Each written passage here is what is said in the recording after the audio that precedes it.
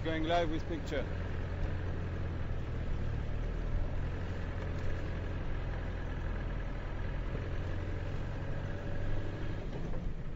Why not?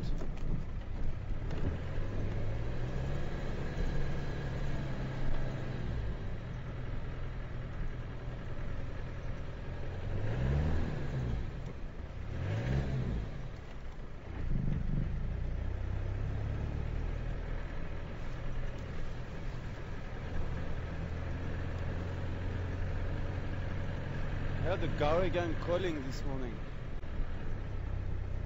Good morning everyone, Mark here in Final Control. We are running a little late this morning. Right, new tyres. We did have a bit of a tyre problem this morning, but that's not the tyres, it's the tyres just not fitting on the rims. I think it's probably because it's all new. We'll do a quick tyre change before leaving camp. So, Seb and Becky are out there. We'll be going live with them shortly. Hope you're going to enjoy the drive with us this morning. Bye for now.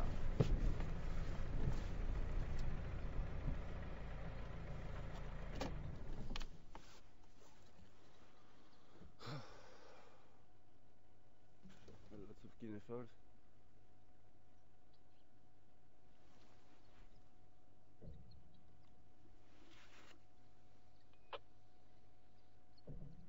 Huh? You said something about the camera.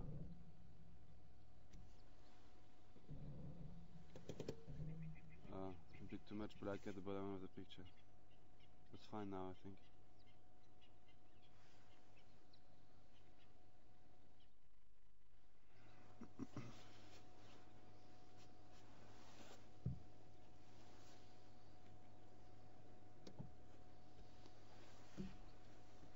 Good morning everyone. Sunrise in Africa. Always look pretty. And usually the more clouds you get, the prettier the sunrise will look. Or when you have a bit of mist as well. Makes it looking even better. Quite high up already, you can see that we're going into spring. Usually at this time, a month ago at this time, it would just be right by the horizon, by where the canopy of the trees is. Now it's a little bit higher up. Anyway, good morning everyone. My name is Sebastian, and I'll be your guide this morning. And behind the camera we've got Becky, and back in Final Control we've got Mark. Good morning everyone. I heard some baboons calling this morning when we were busy getting ready, setting up the camera and everything. I heard some baboons calling around there. That's why I came that way. I thought maybe they would be around, but I can't see them right now. So I don't know. We will do a quick drive around quarantine, see if we can find them. Yesterday Mark saw Safari, which was really, really nice. I don't know if we'll be lucky to see her again this morning. We can try, and yeah, it's quite late probably for you in America, so I'm not gonna waste your time. Let's just jump on board and see what we can find.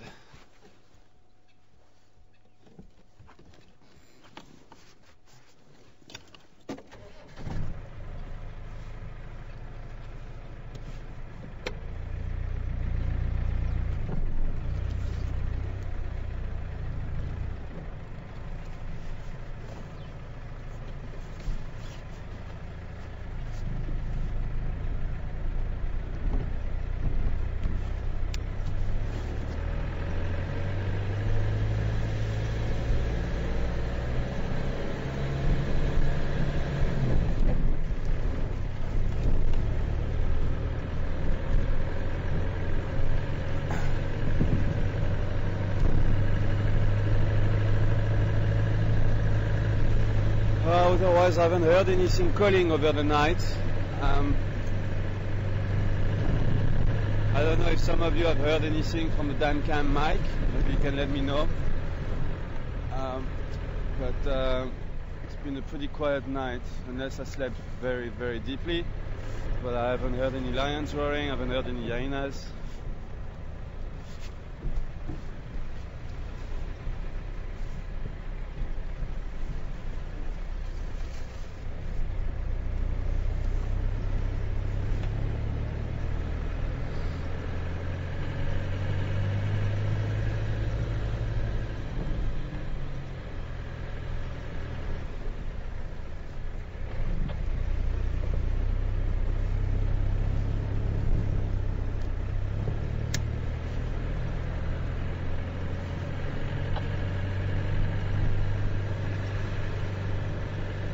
Station, I'm doing move on quarantine. Any update for me?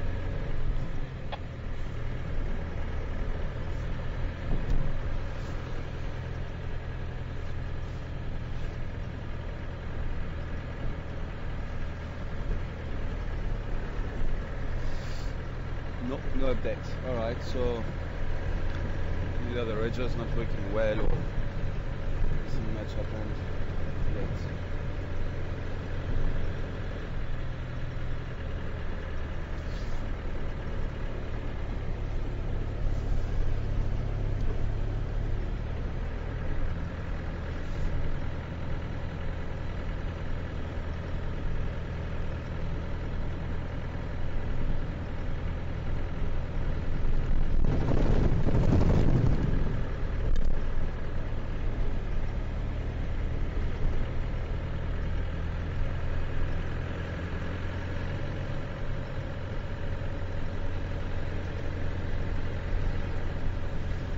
So for those who were not with us yesterday afternoon, basically what happened is Safari with Kerula's mother was on our property, which is really, really rare. She hasn't been around for a couple of years. She's a beautiful, old, but still fit female leopard. She's missing one eye. She's blind from one eye. From what I read from the viewers, some say that it was a fight with, I don't remember his name now, a male leopard who was trying to take over territory, and some other people say that it was a fight with Mafufunian trying to defend, to protect her cub. That was in 2009, I think it happened. But anyway, Mark managed to get there where she was, and she was busy stalking some impalas, so Mark and Becky spent a bit of time with her as it was getting dark, see if she would get into action and maybe try to chase impala. But it didn't seem so. Impalas were pretty aware of what was happening. And then towards the end of the drive, Mark had to leave the sighting and come back towards quarantine to get better radio signal so I could forward him all the questions from the viewers.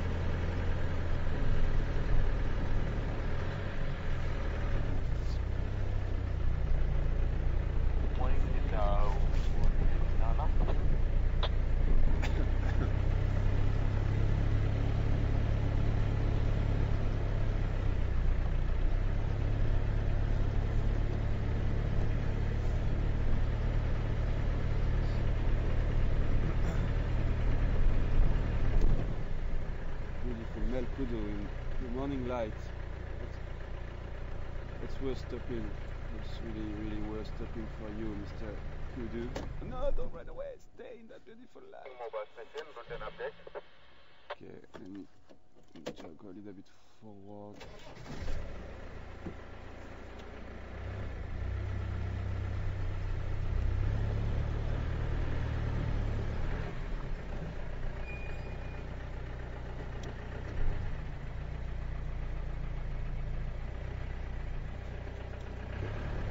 down then. Otherwise we'll be very well angled. Yeah, maybe can you get him?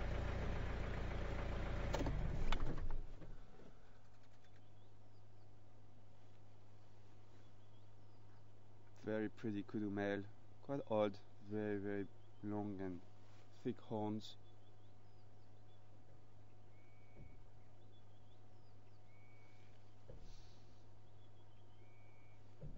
Mobile station. And you're gonna hide behind the bush. Really? Bush with horns. Eh? A bush with horns. It's a bush with horns, says Becky. Yes, it's a horny bush.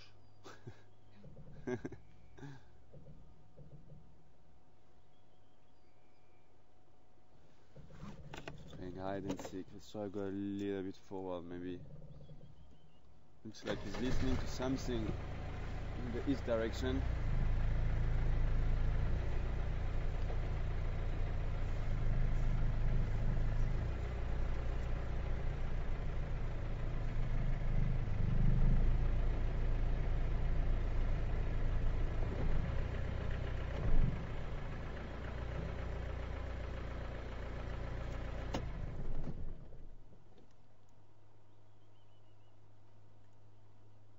Look at him. They're one of the precious antelope here. One of the biggest.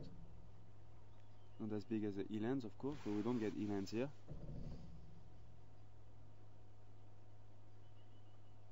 Wow, that's a very nice shot. Very nice shot.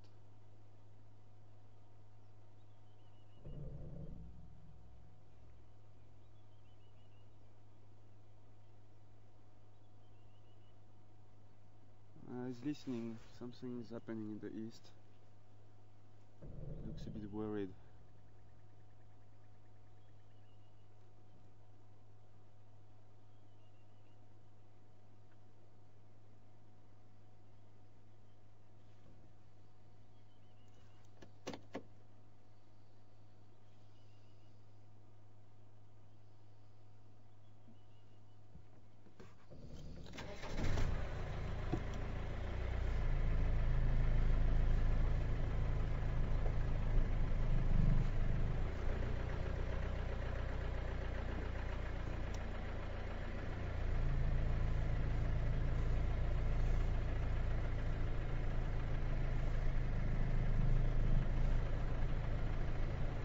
Gonna have a great view from him now because the grass is as tall as him in the foreground, so unless we go around here, but yeah, maybe on this side. Yeah.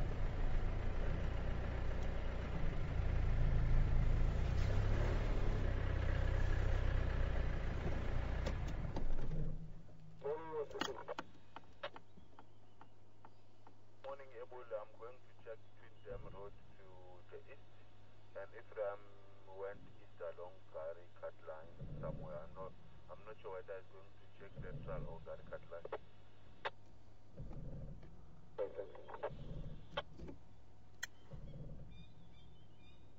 Stay far away. I'll take shortcut towards the Ngala if you want, but otherwise I'll take Garmin West.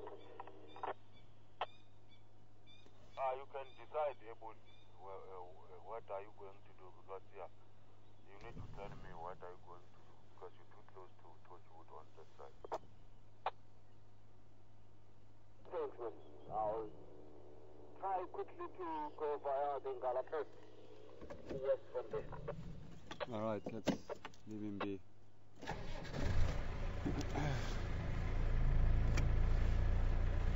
Morning station, I'm on Zoe's Road, going to check Sikaya, so that you know if it's active.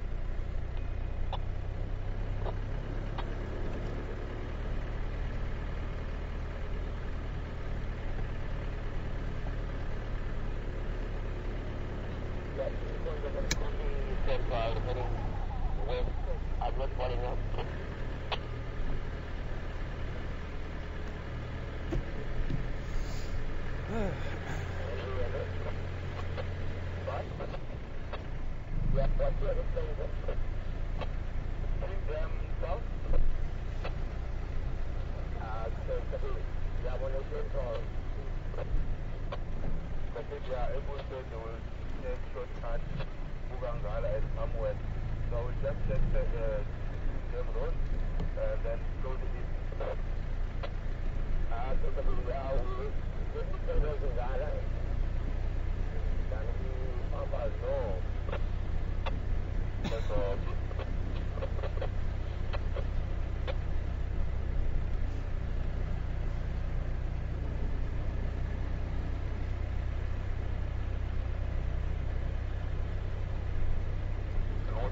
south of Karula.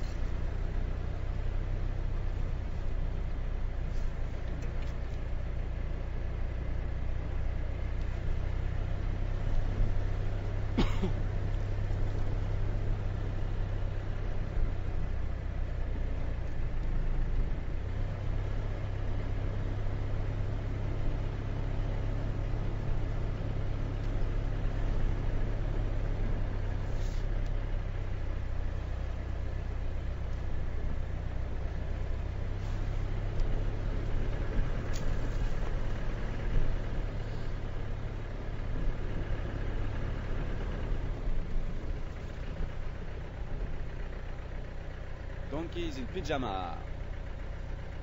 Good morning to you. Got a few of them.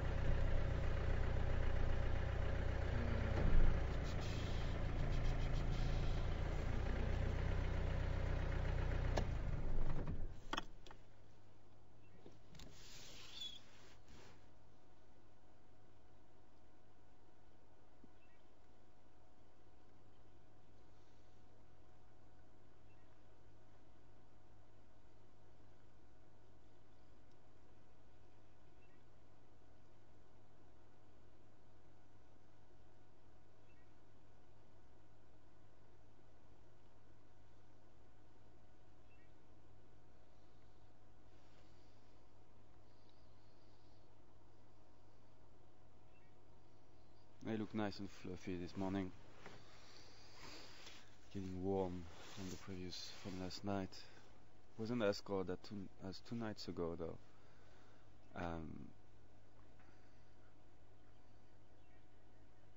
But it's still pretty cold. I read something very interesting the other day about zebras, explaining why one of the few reasons why they're black and white. But the interesting one that I read was about using the black and white as a cooling down system. Basically, the black during the heat of the day, the black attracts the heat from the sun, and the white cools it down. And the fact that it's the black is they've got black stripes, it makes like a local how would you say, local aircon on their skin. So basically the black stripes are hot and the white stripes are a little bit cooler, so it creates kind of a cooling breeze on their body. It's like, imagine if on your skin, try to imagine on your skin if you would have a very very warm jacket, and you would cut some stripes of it, so you would get kind of hot under your jacket, but where the places of your body where there is no jacket or no layer, would be much cooler, and it would create a cooling kind of a cooling down system for you. So it's quite interesting, and I'm sure it works well during summer when it gets very hot, and that's why zebras is one of those antelope that you can see standing in an open area even though it's very, very hot. Of course, they look for shade, but sometimes they would be grazing under the sun. That's one of the cooling down system they have. Every animal has got a cooling down system. You have to in Africa. Of course, another reason why they're black and white is to confuse predators when they're in a group. Predators just see a big group of white and black, and they can't really distinguish individuals in a group. They would just see a big, massive white and black.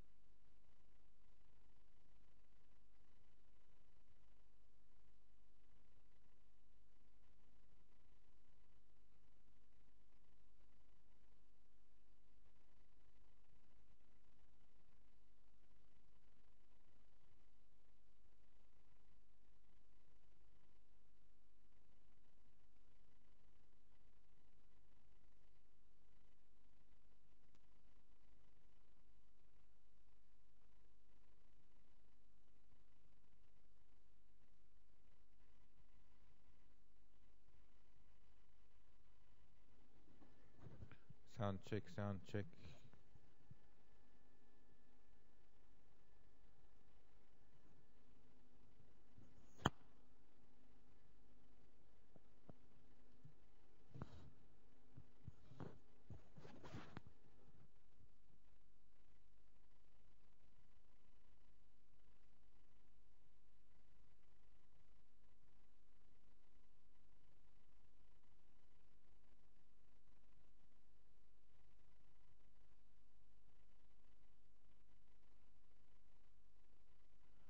Okay, I did say sound check and good if you can hear me.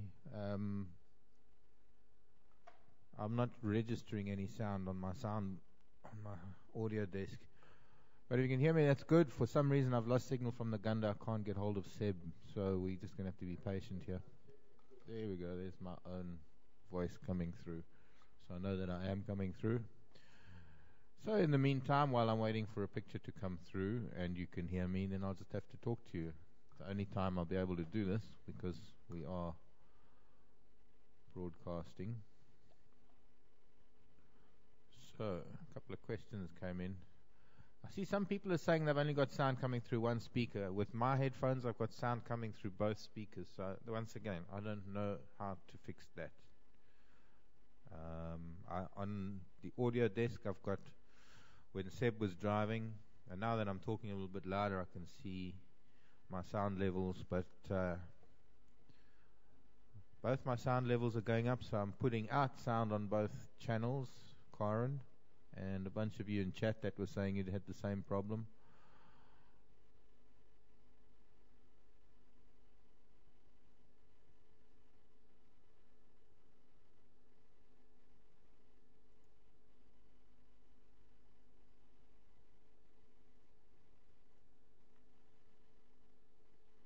So in the meantime, while I'm waiting to see what's happening from the Gunda, we're just going to sign into Skype quickly because I was signed in on my own. And we will see what we can do. Where did we have? France was asking about something wrong with the tires. No, it's just the rim. One of the rims is a little bit dented, and so it was because they tubeless tires. One of the rims was leaking, but it was fine, parked in the garage all night. As soon as we drove it out this morning, it started leaking around the edge of the rim, probably because it's cold and the rubber's hard. Who knows? We'll have to see. So we just had to quickly change the tire this morning. That was France.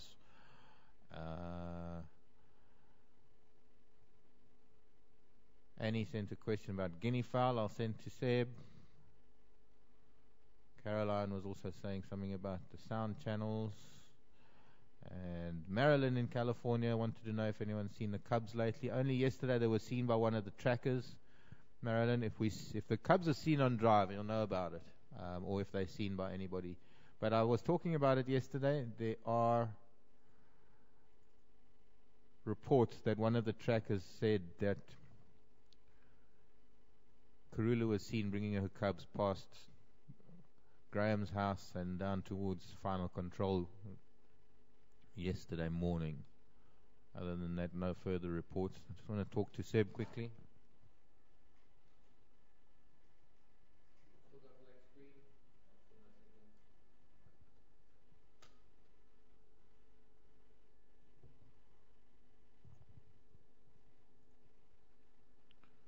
Thank you, Timothy. You can hear me. And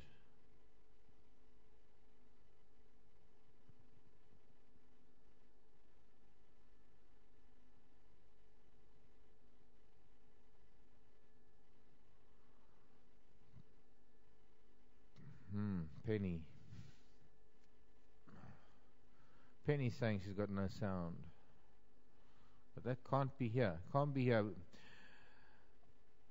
If some people are getting sound and some people are getting stereo, then it can't be coming from here. It's got to be on the other side of the world, or the other side of the signal. Thank you, Minerva in Kansas. Don't know what we can do about that. Okay, it looks like Seb's coming back, and I'm going to go back to the sound with him. Hang on a sec. I'll talk to you later if we have any more problems.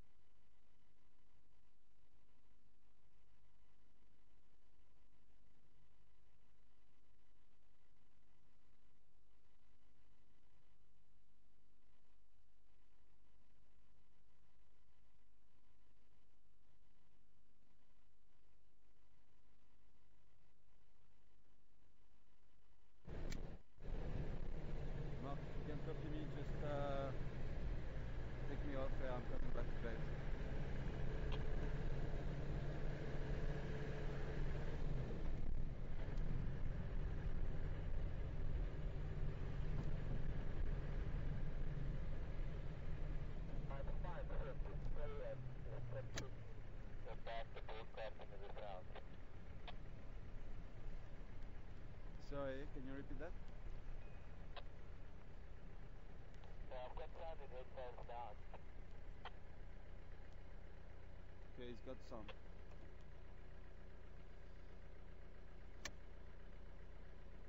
Alright, copy, go channel 1.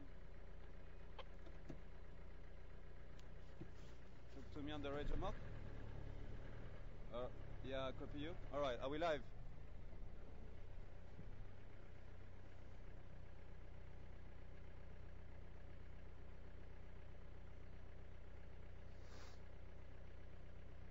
Do you want me to come back to base?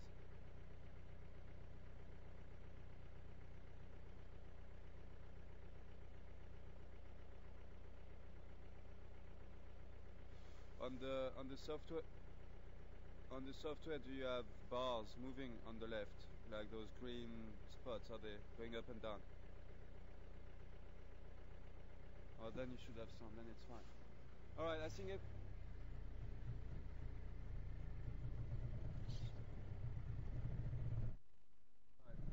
Come back, everyone. I don't know what happened there. I'm not too sure what you saw of me, what you heard. I think Mark had the picture, but it's not the sound. Well, he thought so, but it's apparently on your side it's all good. So I was going to go back to base and help him out, but it seems fine. So just to update you, as we lost you by the zebras when I was explaining you about the black and white stripes, I don't know how much you got of that. We can talk a bit about it later again. Some questions if you want, if you didn't hear me, or because I'm not too sure when you lost me there. But a few minutes later, I got on the radio that one of the guys at Juma's got a leopard by filaments deep with nest. So I'm making my way there. So I'm driving a bit fast because I'm excited to go and see a leopard now that everything is working.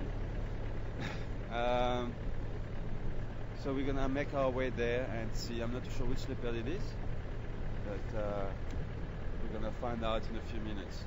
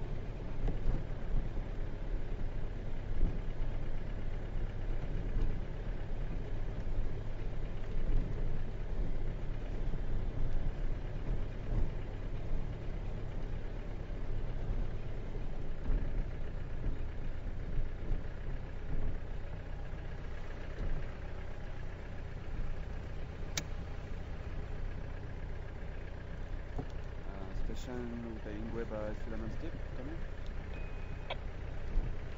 We're not on filaments deep, we are on Gulf.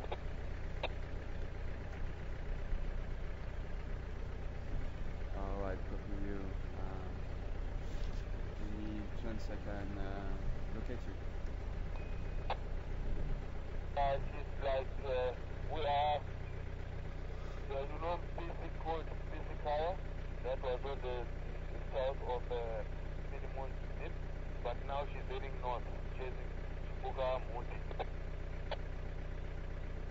Alright, copy, okay.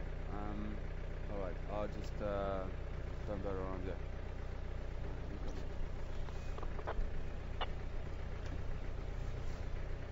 Okay, sounds like it's a female because he was saying she.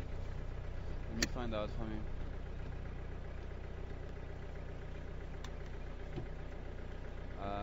So is this Kerula you're talking about? Yeah, it's Kerula. So it sounds like she's mobile now. They're trying to relocate her in the bush. She's somewhere in that block in front of us, and it sounds like she made a kill, a diker.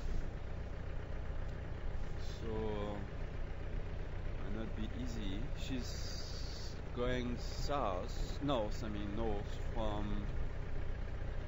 I don't know if some of you have seen the old Yaina Den, which used to be south of Philemon's Deep, but apparently she's around that area.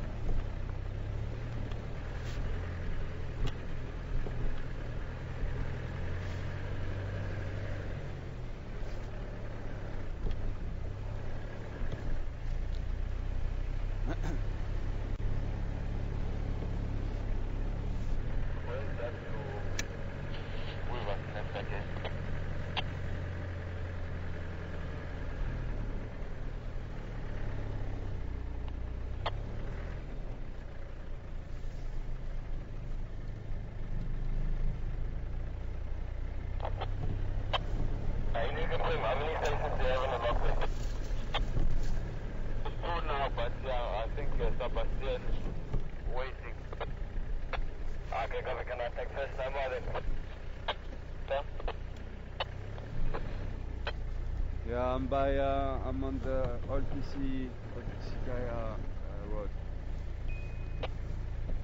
Yeah, I'm mobile vehicle, we're heading south. North.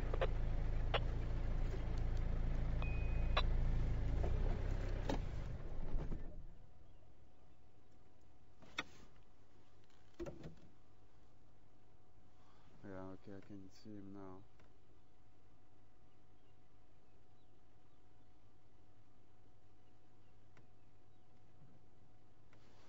There's something there. What is that?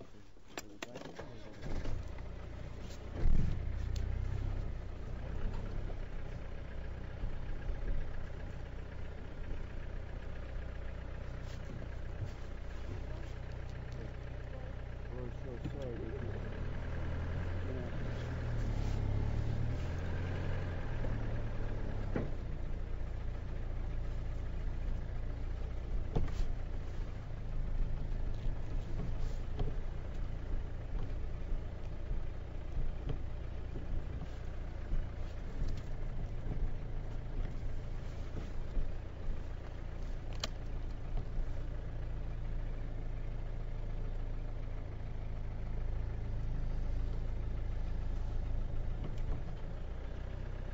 It's on your southwest, Sebastian.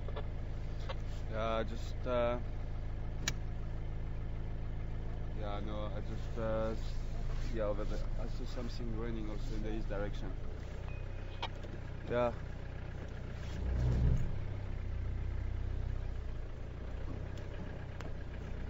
Yeah, you can make your way. I'm putting up. Okay, copy. Just turn on the left leg now. Thanks.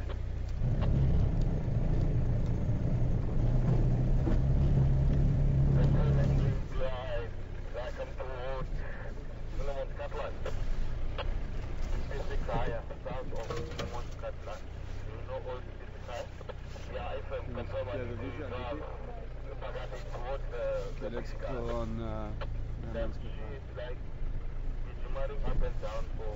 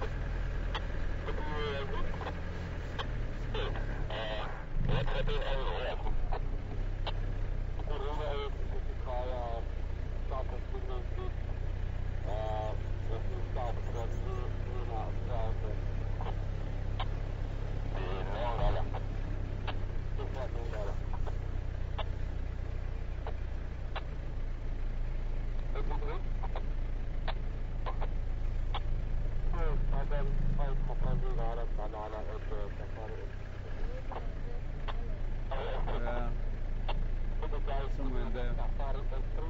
She's on the move, guys. She's trying to hunt a diker. There's a vehicle in the block there, but they also lost visual, I think. I'm on Flamon's cut line. We'll see if she would come across, or if we could have a visual of her from here.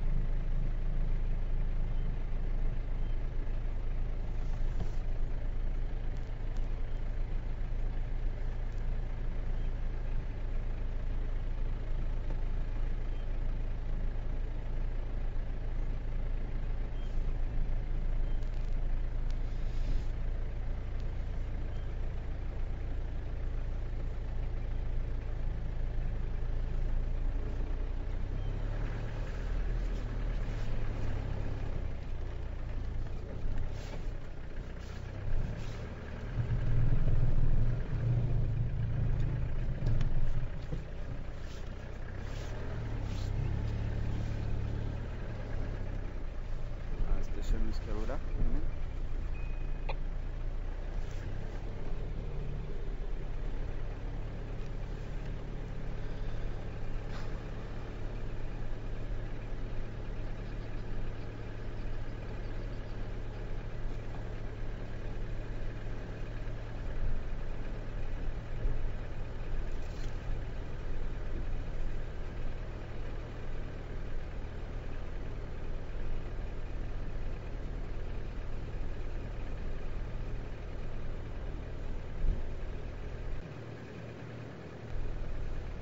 Mark, are you still there?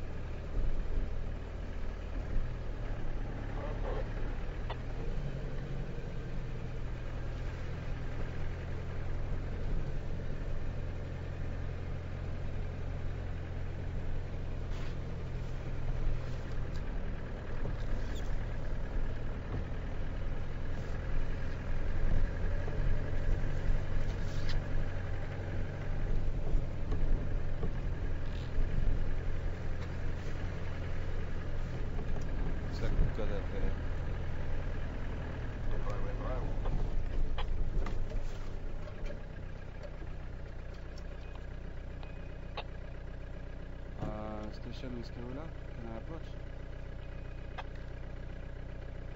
Sebastian, I think it's Leopard, but I think his radio's turned off, so you're more welcome to pull in it. Thank you. You're welcome.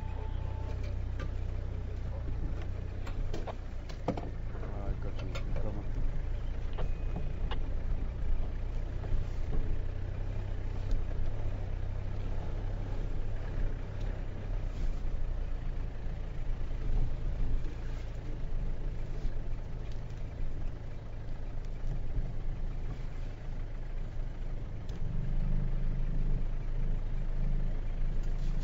You have it?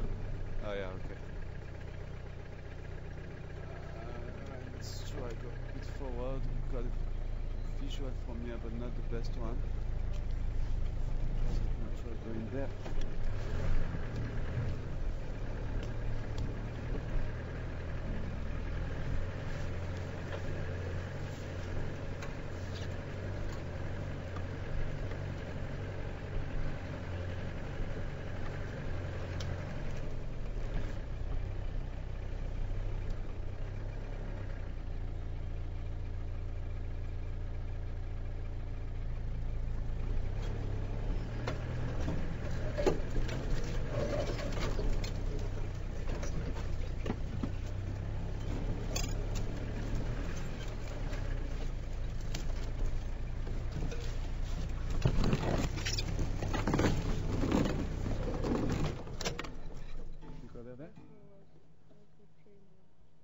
tree. And now.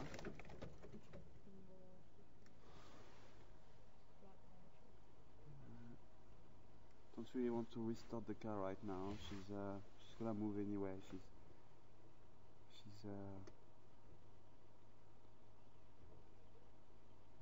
what's the word? Always forget that word. She's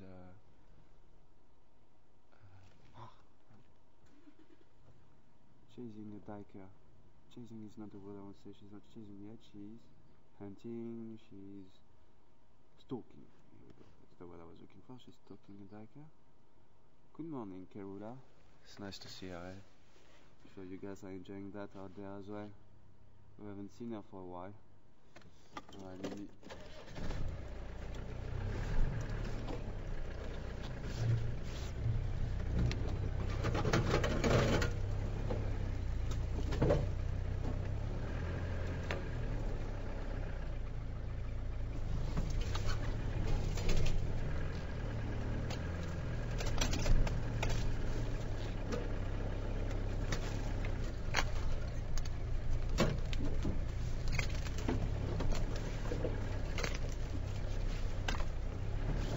Can you have us through there? Yeah?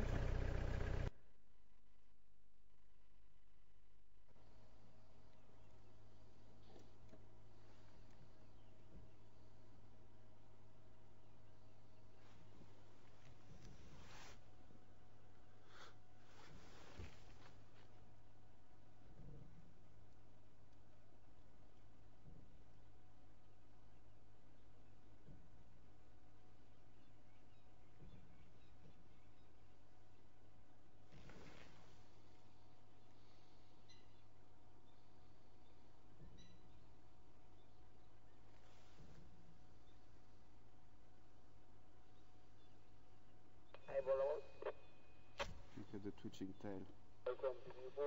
Don't twitch it too much, Kerula. That's how leopards get caught. Get excited, twitch their tails, and then miss the hunt. Fail the hunt. But Kerula has got lots of experience, so I'm sure she knows by now when she can twitch her tail and when she cannot. Okay, 3 vehicles in the sighting, so I'm not going to leave, but I'm just looking at what the 2 other vehicles are doing so that we don't put too much pressure on Kerula.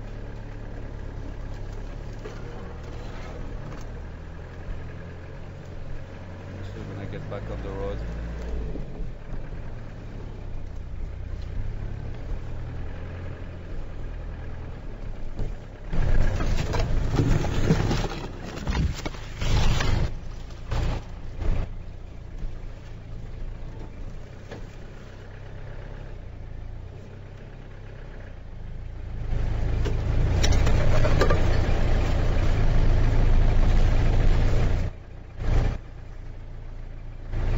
difficult to follow her in this vegetation. It's quite thick,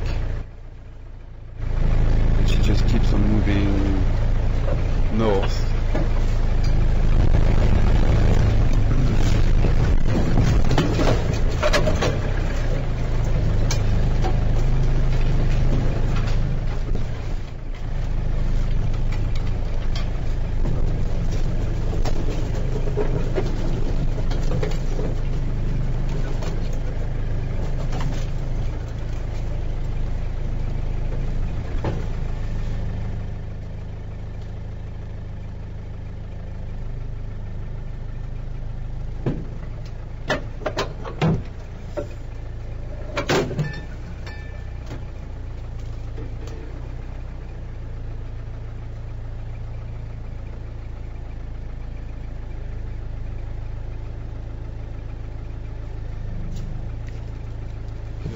Have a visual of her. I can see her. She's can you film her from here?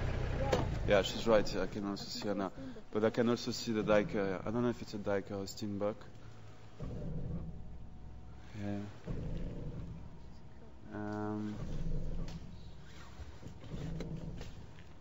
I don't think you go there, do you?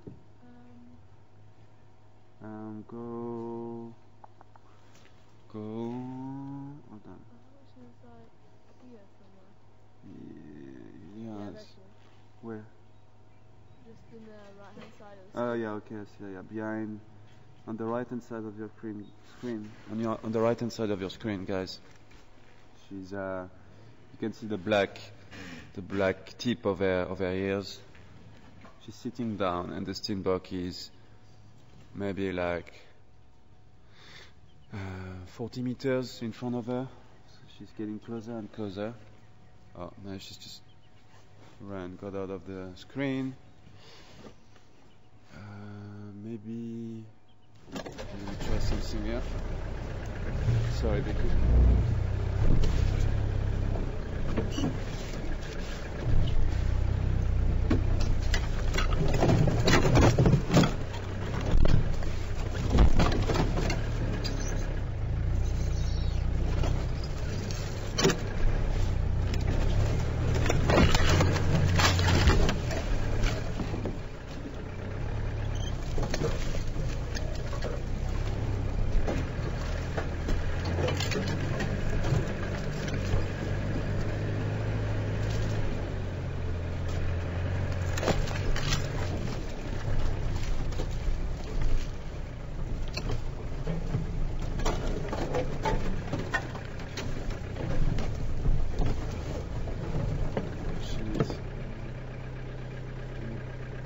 yeah, you got her there.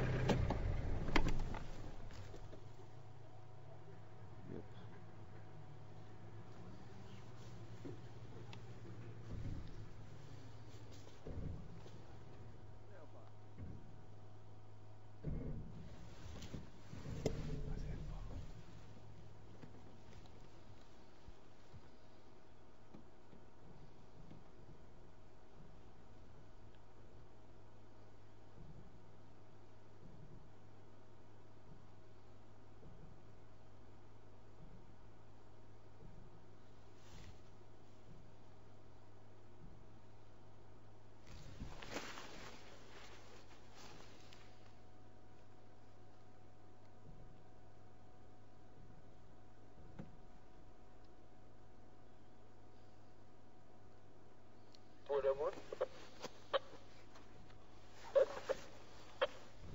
Still with Bengala? Two more but so far, but I'll give you a gap now. Okay, copy, thank you.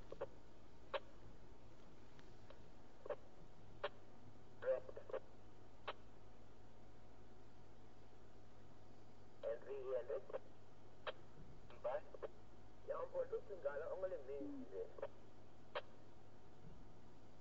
Fine, now we would like to book out Makoti and the Minzi also.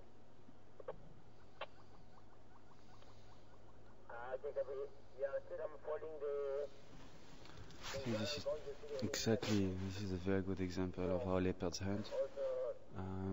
Some of you might have been live with us while we were following into now Mishu hunting, or even Kerula. For some of you, it might be the first time. But basically, this is the strategy leopards use. They attack by surprise. So she's basically trying to get closer and closer to that steenbok, up to like maybe 10 meters away, and then she will just run and attack by surprise.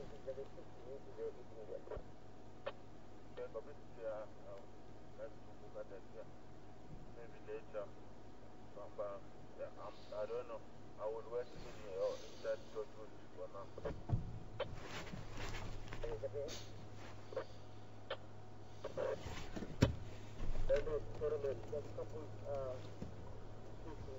and Makoti and just Kuda. So I'm putting out now. Okay, copy. I want that part. I'll get back. I'll try that. I know you can't really see her very well right now, but there we go, she's moving anyway.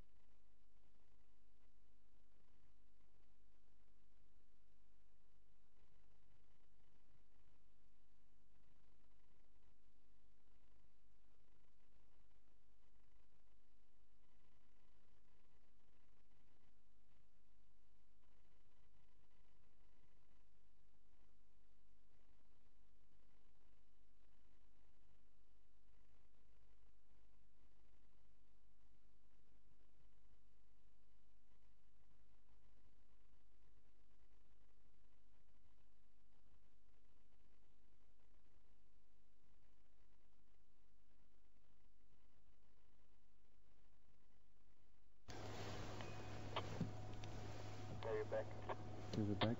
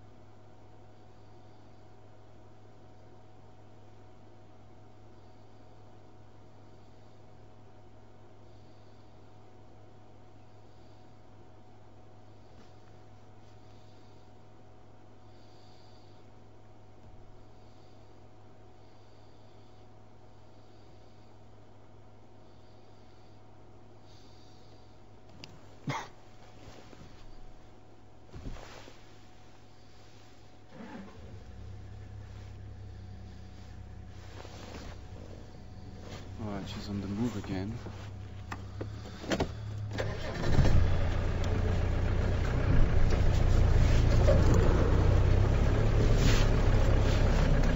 She's getting closer and closer. I don't know if she's going to be successful. But quite interesting safari.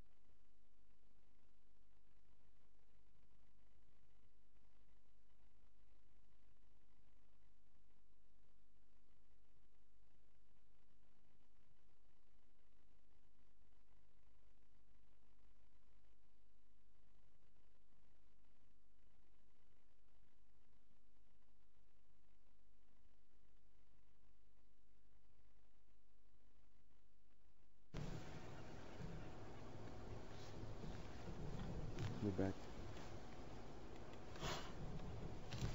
Alright guys, we lost you there for a few seconds. Seems like we've got a loose connection at the back of that camera, and when we go off-road it seems like we lose picture there and there. But she moved on a little bit. I don't think we've got a visual from where we are, but I've got Aubrey in front of me, so I can really go a little bit further on. It's quite thick vegetation. We don't really want to drive over lots of trees and make too much noise and stuff. So we'll just stand here, wait here for a little bit. I'm sure she's gonna make a move for the next minute or two, and then hopefully we'll get a better visual. But she's still stalking. I don't think that biker saw her yet. So let's just wait and see, huh?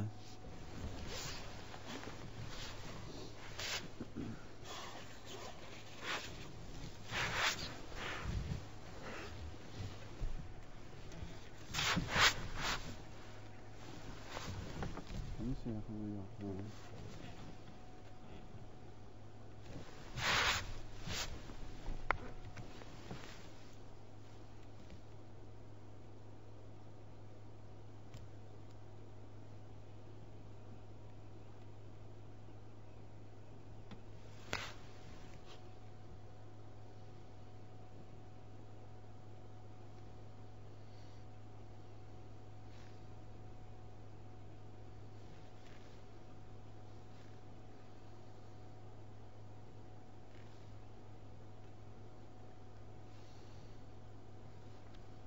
She's somewhere behind those bushes. If Becky can maybe zoom in a little bit more. She's somewhere in there.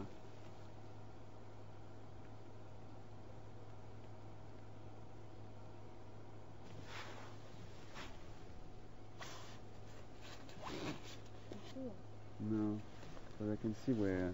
Yeah, I'm trying to get the ball. No, look at in another direction.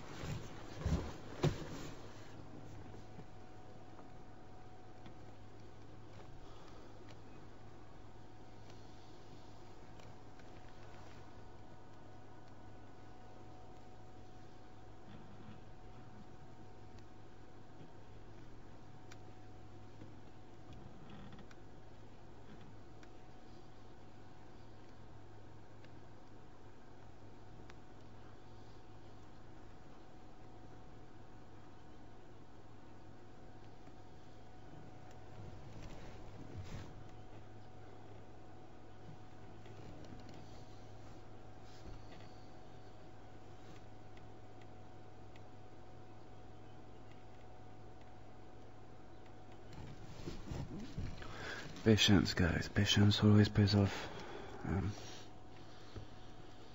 Could be sitting here for half an hour. Could be sitting here for less, for a bit longer. But you need to be patient with wildlife. And when you're passionate about wildlife, it's easy to be patient. I mean, either or, successful or not successful, it's one of the best things to be watching in the wild. Predator on a hunt.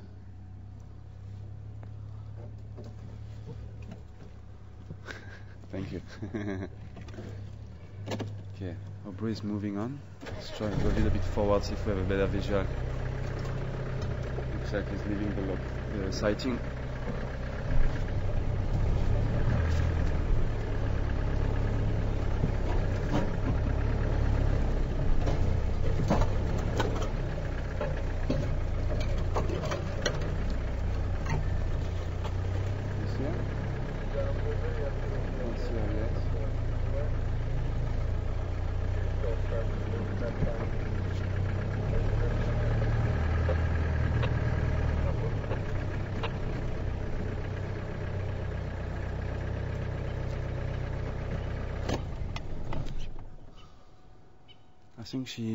I think she's laid down, and that's why probably also Aubrey left. Couldn't really have a great visual, but I think it's worth to just stay and wait for a bit longer.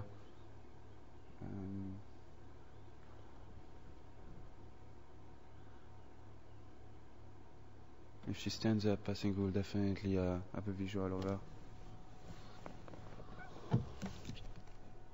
Mark, are you still there?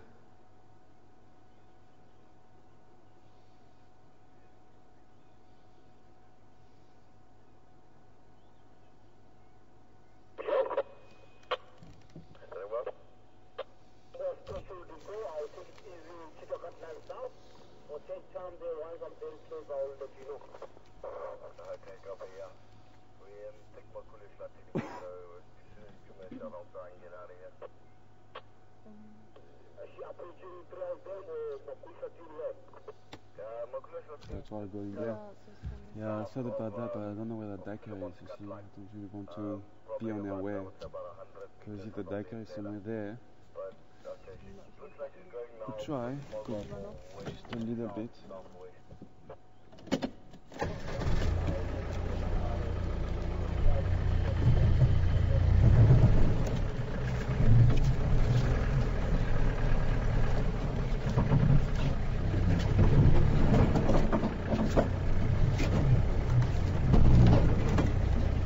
There she is, okay, I can see her. She's still stalking. She's moving no, still in the south direction now.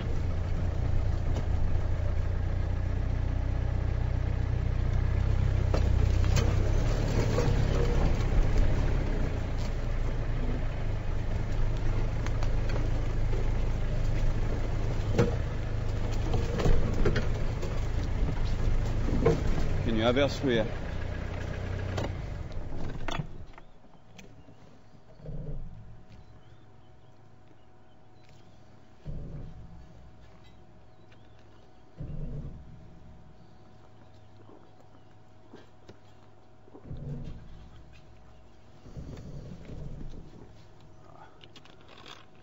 Again.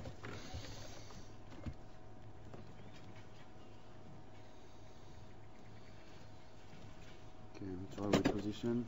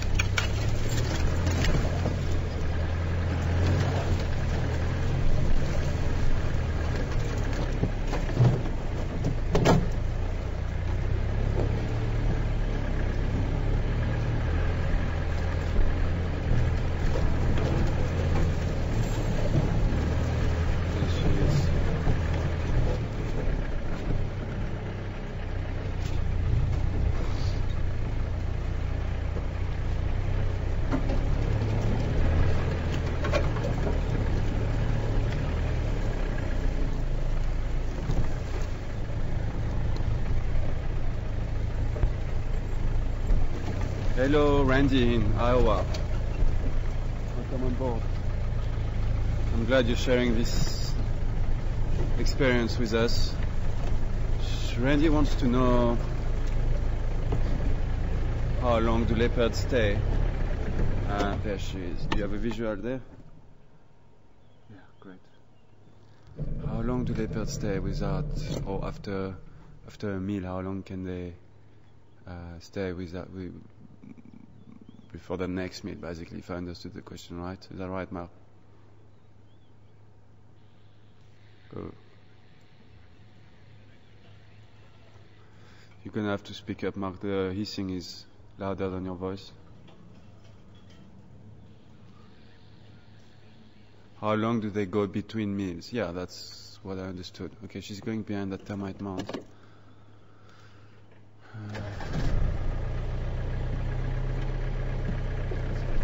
Well, Randy, it depends. Could be, they're very opportunist.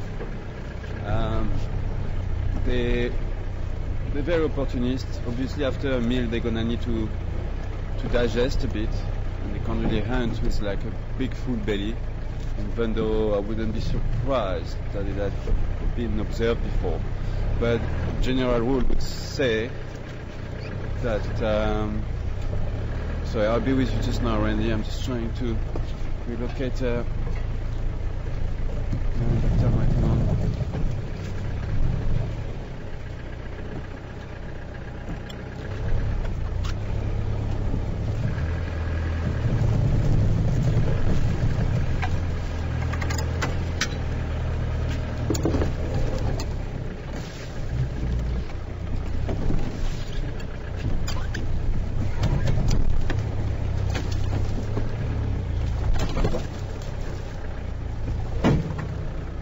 Glad we've got 4 brand new tires, guys. This is pretty much, it's pretty hectic off-riding.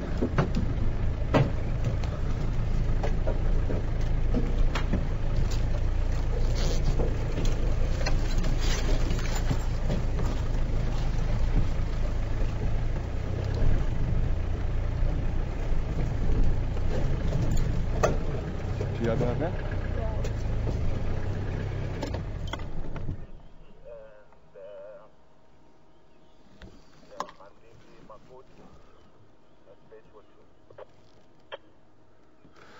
So yeah, Randy, they're very opportunist, and basically, I've seen myself. I think it was Kerula actually when she was pregnant with Shava and Shivenzi. She killed 3 dikers in one day. So she would kill one, put one up a tree, start eating, and then another diker would approach, and she would just start hunting another diker. So they're very opportunist, as they will, especially a pregnant female leopard, try to gather as much food as she can. And then obviously, to say how long they would stay between meals would basically mean it would depend on their hunting skills. I mean, leopard would have a meal, that's just a meal. She'll be fine she's got enough energy to live, to survive for a few days, but obviously after a couple of days she would really start hunting again, and if she fails, then that period would be longer. But usually I'd say just like every 3-4 days, a good hunting leopard would have a meal.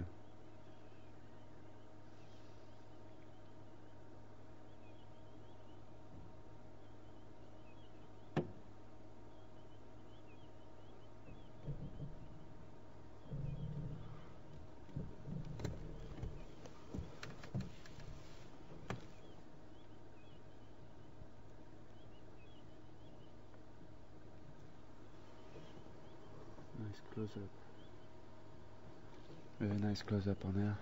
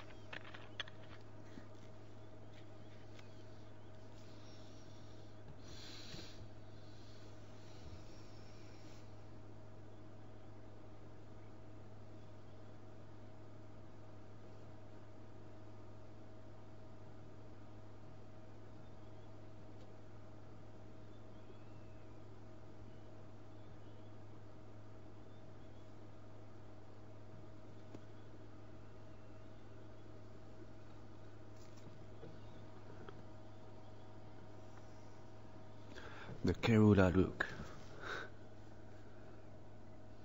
Oh, pretty lady.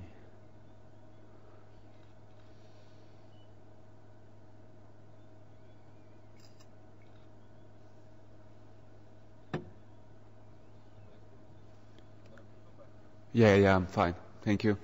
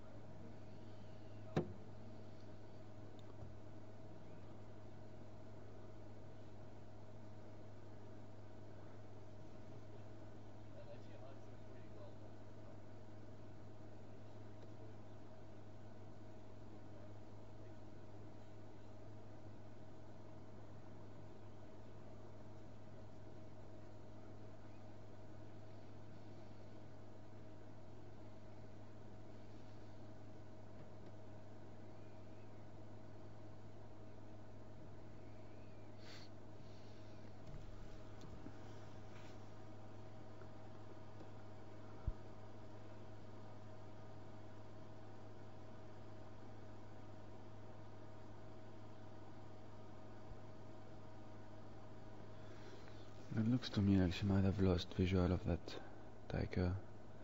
She looks like she's scanning the bush, trying to relocate him. Otherwise she'll just be looking in one particular direction. She's yawning. I think she might have lost interest now in the hunt. Either the diker saw her and ran away, or she just lost visual of him.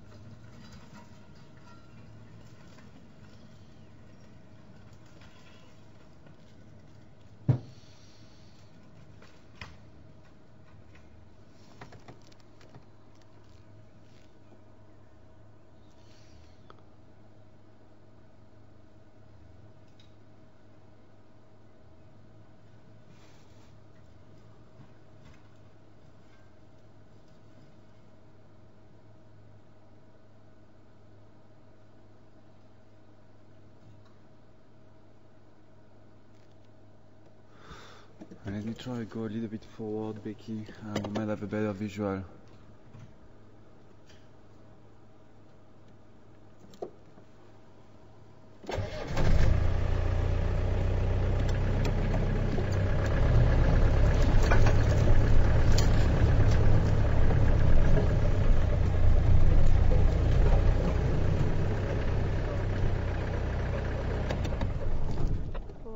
A little bit forward. Tell me stop. Yeah?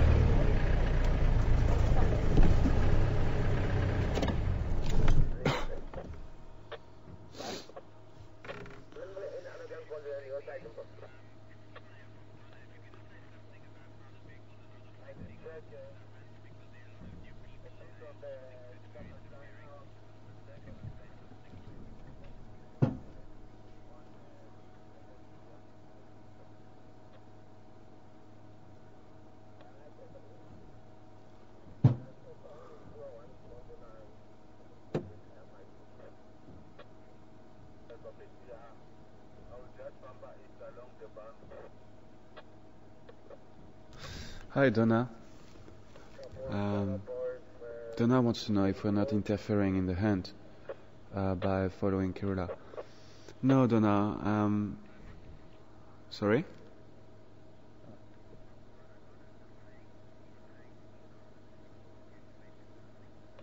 Alright. Alright.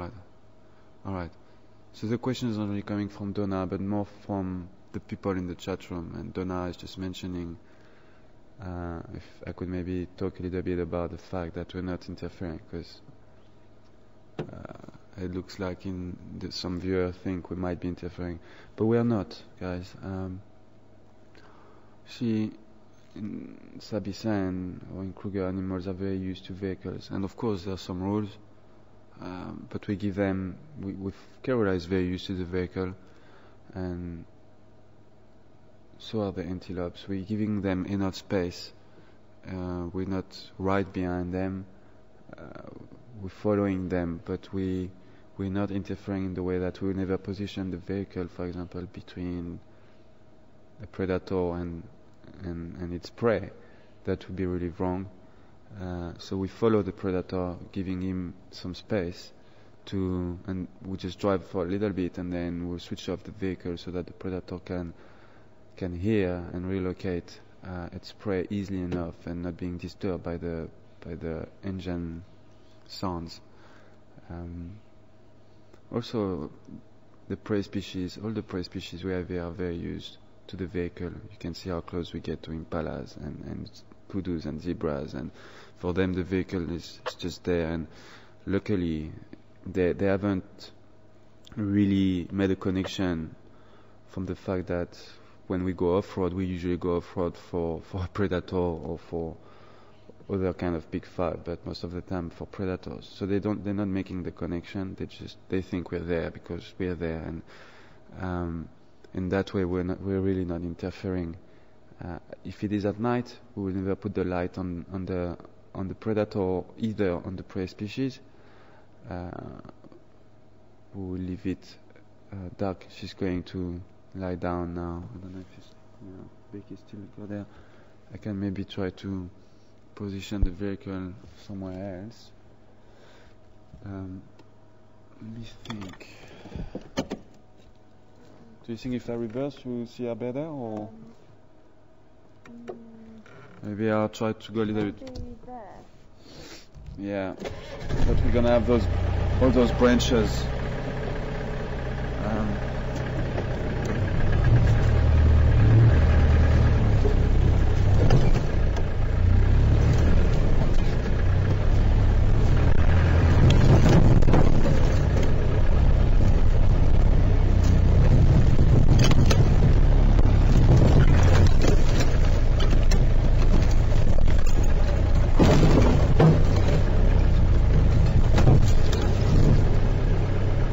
See us through here?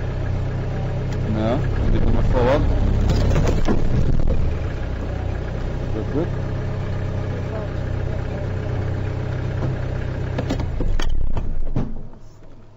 So she obviously lost interest now in the hunt.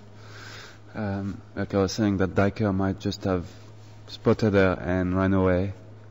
And then for her to, once she's been spotted, to try to relocate the diker without being spotted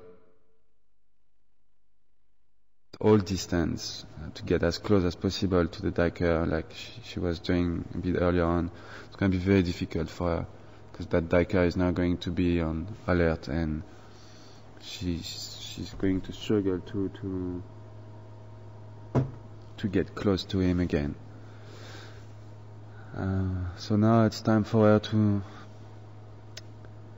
have a bath, as she's doing, and she's probably going to spend some time here on that side of the termite mound in the shade.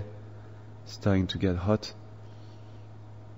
so she's used a lot of her energy to try and kill that diker, hunt that diker. So now she's got to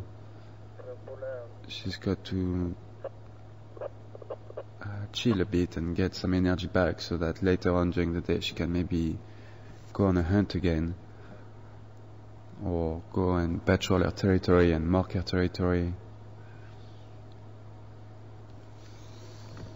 Got lots of branches on the way, but unfortunately there's nothing I can do about that. If I go forward, we will have branches. If I reverse, we will have branches. There is no great spots here where I can go, unless I go, let me think, if I go there, we're still gonna have all those branches. Not an easy one.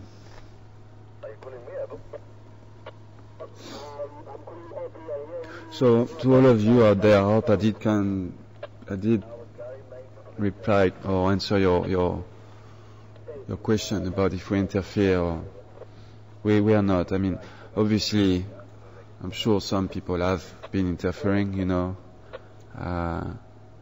Could be possible that one day a guy just drove too close to the predator and gave it a fright, and then the prey species would see the predator and give an alarm call, and then it's the end of the hunt for that predator. Mistakes happen.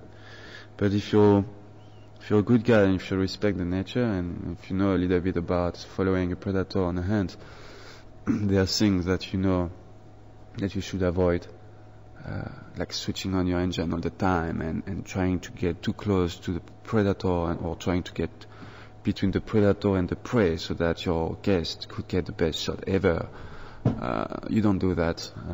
You might have the guest at the back saying, please go there, I can get a very nice picture or whatever, but no. You must not get in the way.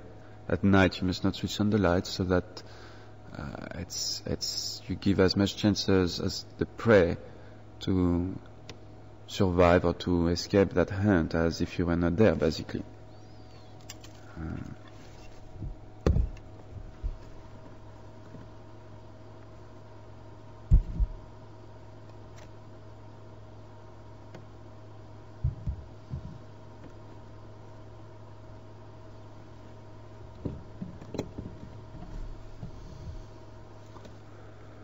It's nice to spend a bit of time with Kerula.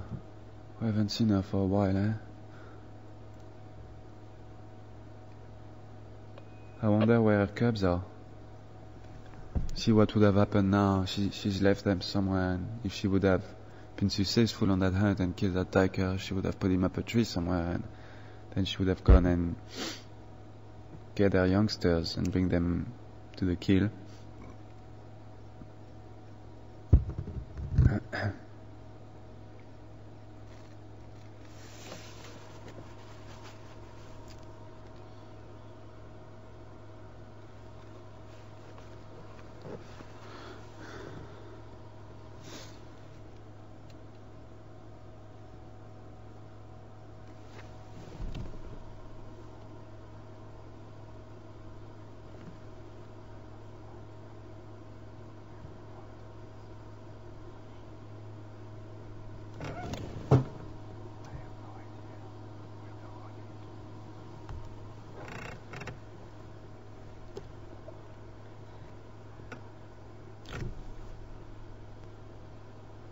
Job.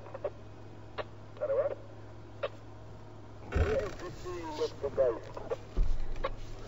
They were west of the Olden PC Kaya, probably about 50 meters south of the road.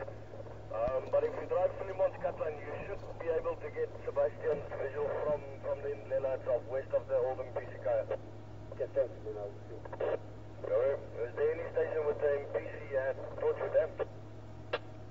Okay,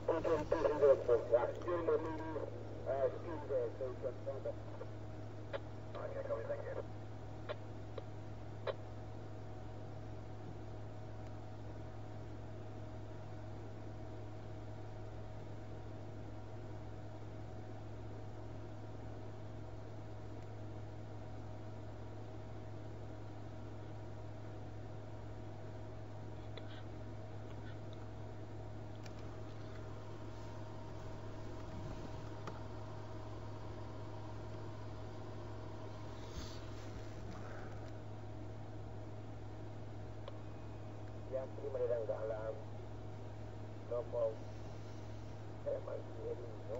Alright, I think we spend 5 more minutes with her and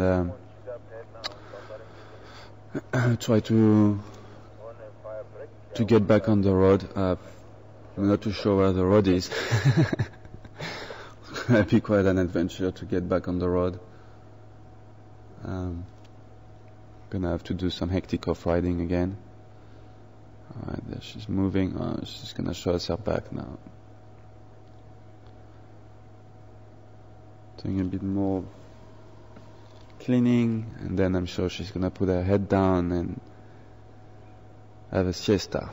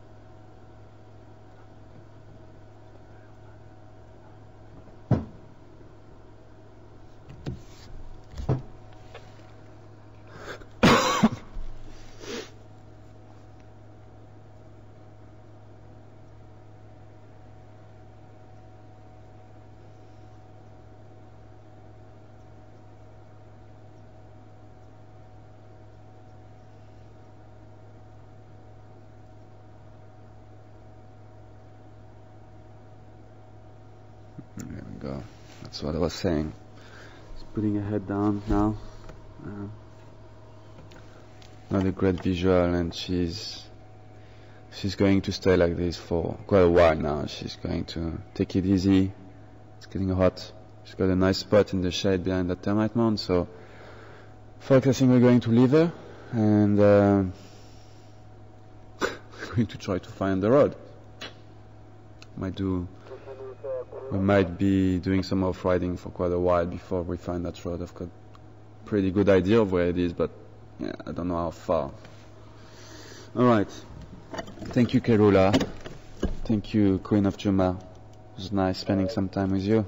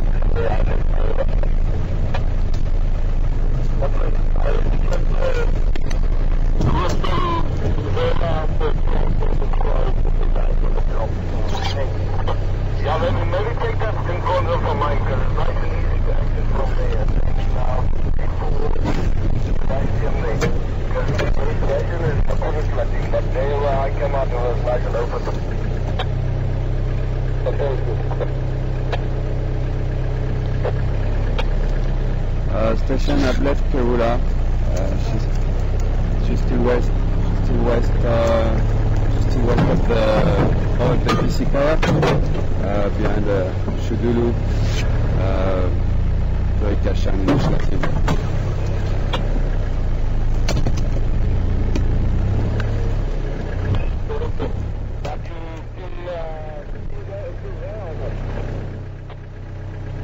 No, I left the log. I don't have a visual now. But she was Lala Pansy. She's going to be there for quite a while.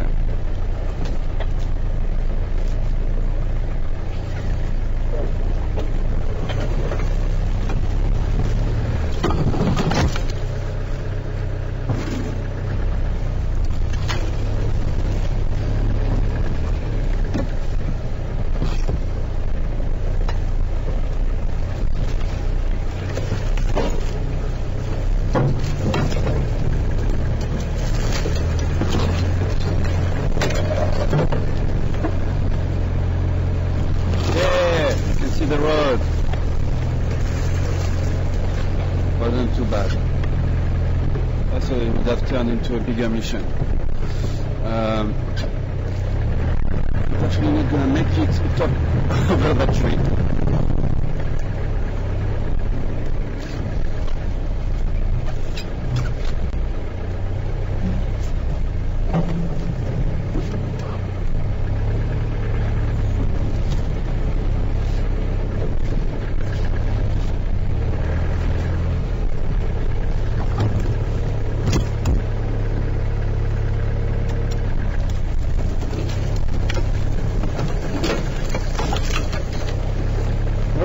Back on Philemon's cut line.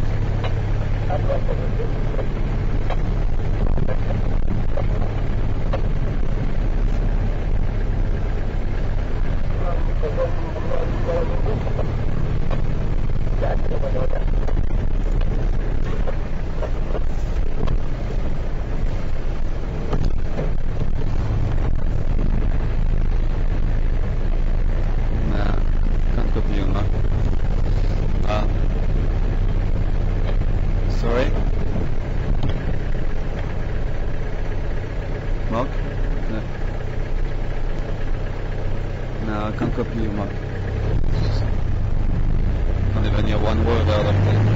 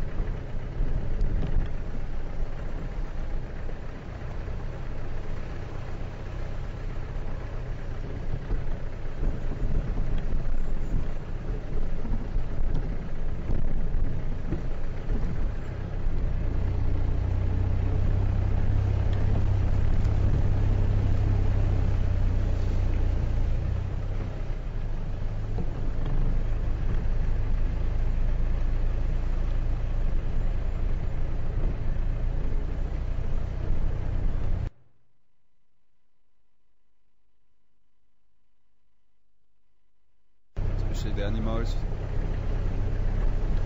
Well, the leopard is really easy, and I'm sure I've told you before, it's Leopard. The Diker, this is what Kerula was after just now, is a Munti in Shangan and a Cephalov in French. Cephalov. C-E-P-H-A L-O-P-H-E. Cephalov. And then you get, of course, different kind of Cephalov. Cephalov bleu, blue Diker, Cephalov jaune, yellow, or in English or something this one. But maybe it doesn't have an English name because it doesn't occur here. It's in Central Africa. But so different kind of Cephalov. Cephalov nain is like a dwarf Diker. Common Cephalov, common Diker is Cephalov commun. So, but the genus name of the genus name of the species is Cephalov, which I think is in the Diker's Latin name is Cephalophus, and then depending on what species it is, it would be something else, Cephalophus, whatever. French name for Diker is Cephalov.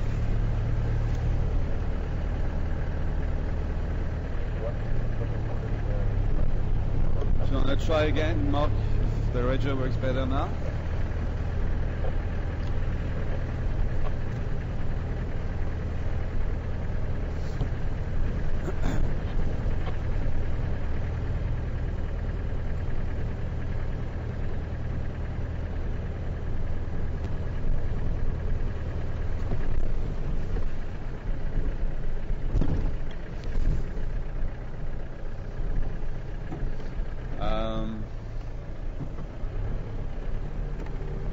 Mark, I don't know if you copy me, try, I'm on channel 1.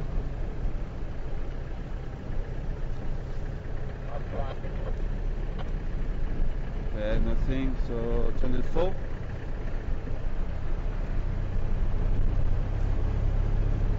No, nothing, can't hear you, I don't know if you're talking to me, but not copying anything. I'm staying on channel 4, by the way, if you want to try again a bit later.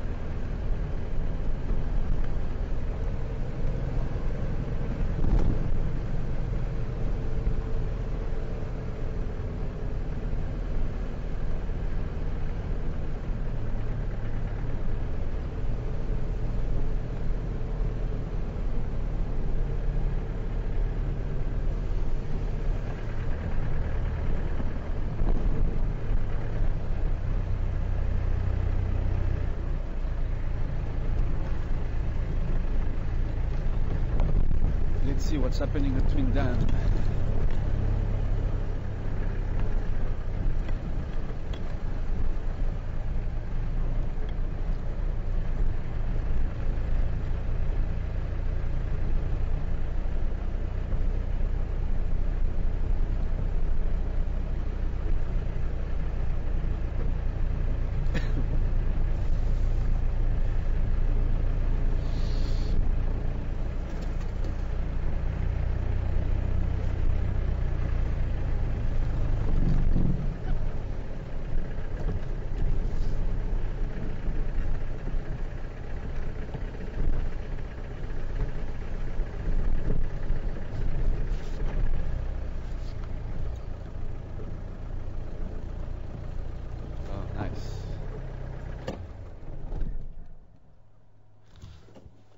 Hippo wearing a hammerkop hat.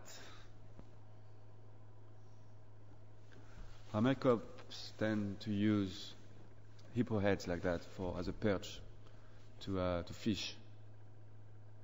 And, we did get in the past some very nice shots of hammerkop fishing from hippo heads, like this one is doing now. She's looking in the water. Hippo doesn't mind at all.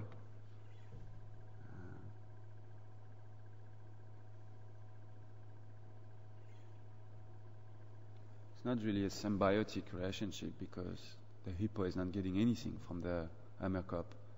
Hammerkop is getting something from the hippo, it's getting a perch, but the hippo is just being kind of. It's not getting anything from that relationship.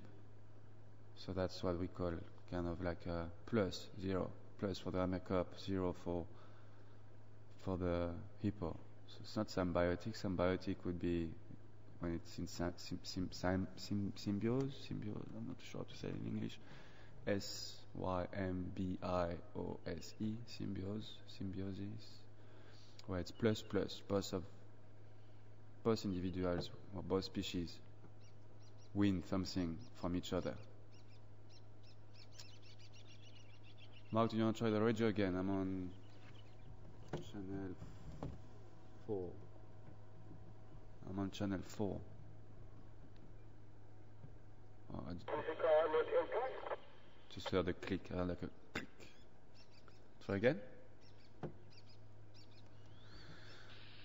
Ooh. No. Try try channel 1.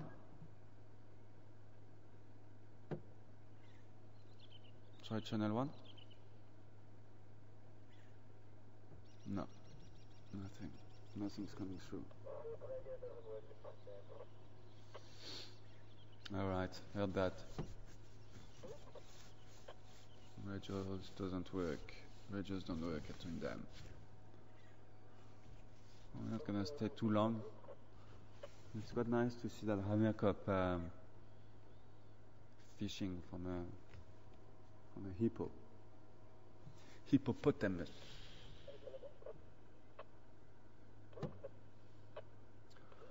It looks to me like the one at the back is resting his head on the one in front of him.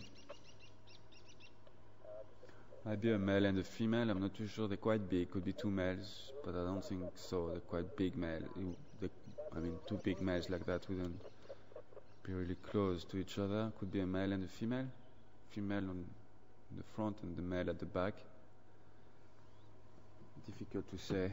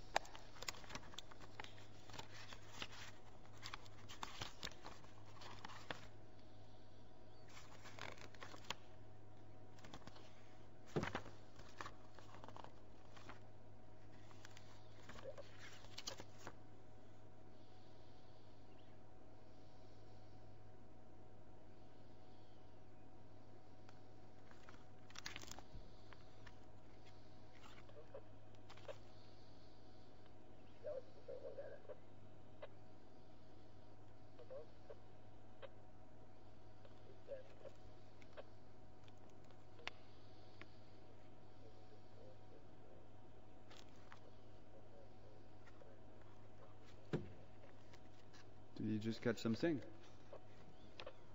Did you catch something? No. You tried? The head boat just went under. Ah, okay. Snorted. While we're here, I'll take just 2 minutes for Viviane. Viviane, yesterday afternoon, I was directing and you sent an email. You were asking about the cheetah track, because on my previous drive, which was 2 days ago in the afternoon, we did a bit of a tracking quiz, and I asked you guys to try and identify a track which was a hyena track, and some people came up with cheetahs, servals, honey badgers, and Viviane came up with cheetah, which is pretty close, and she sent an email saying it would be nice if we could show her in the tracking book how far she was from the right answer. So she would like to see a cheetah track. So here's a cheetah track, Viviane. This one here.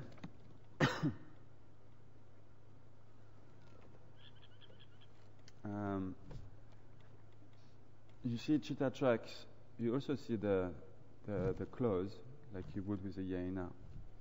But difference between a cheetah track and a hyena track, the main ones would be the space here between the toes and the pad, and also the space between the toes themselves. You see a hyena track now here. You see the general shape of a hyena track is really round, and everything is close. The toes are close to each other, and the pad it's got that. It's like a little copy, little heel, or I don't know how you would call it, but it does like a little copy. And then obviously you've got an angle at the back of the pad, and the toes are like what's the name of? Is it a pea? What's Becky? A green peas of that shape, or beans, like a bean shape. That's the one I was looking for. The outside toes have like have a shape. They look really like beans. So that's the hyena, and if you want to go back now on the cheetah, you see the cheetah pad doesn't have that little copy. It's kind of cut, and there is lots of space between the pad and the toes don't have a bean looking like shape. So I hope that helps Vivienne and everyone else out there. Okay. Maybe we could have a last look on the hippo. The second hippo, the one at the back's got now a terrapin on his head. So we had a hippo with a hammerkop hat, and now we've got a hippo with a terrapin hat.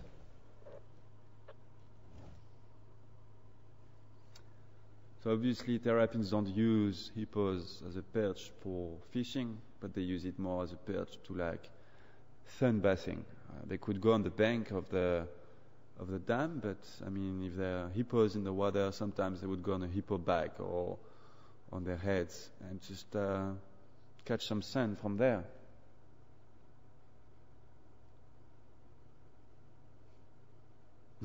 That's cute, huh?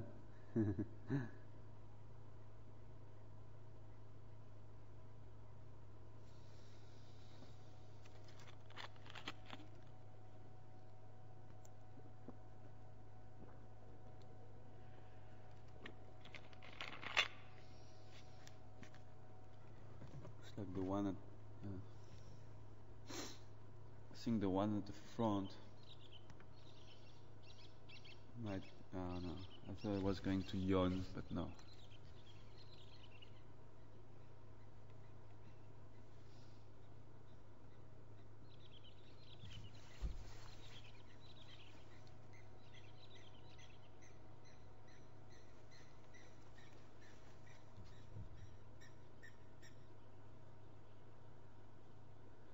Did you hear that? It's the blacksmith lapwing plover, just over there. Maybe Becky can have yeah, she's already. Nice.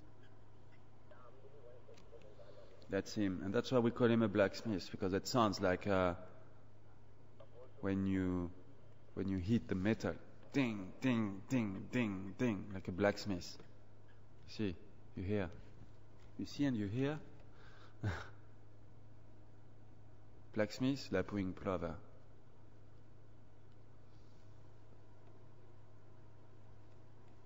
All right. Let's carry on driving around, and maybe we're gonna get into a better signal area or radio signal area. I mean, so that Mark can talk to me. I don't know if there are some questions out there.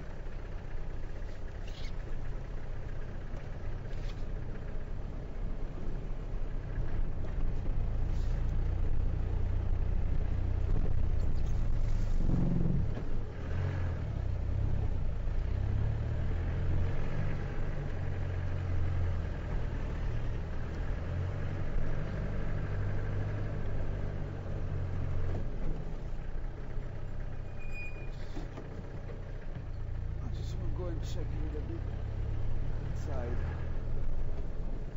2-tire track here. Won't take me far, but I saw that there's something moving over there, and we actually have a road taking us there, so let's go and have a look. I haven't been here for a while.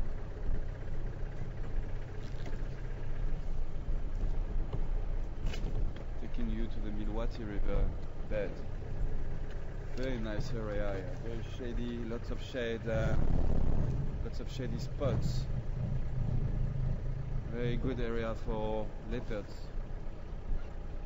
This is leopard territory, leopard country.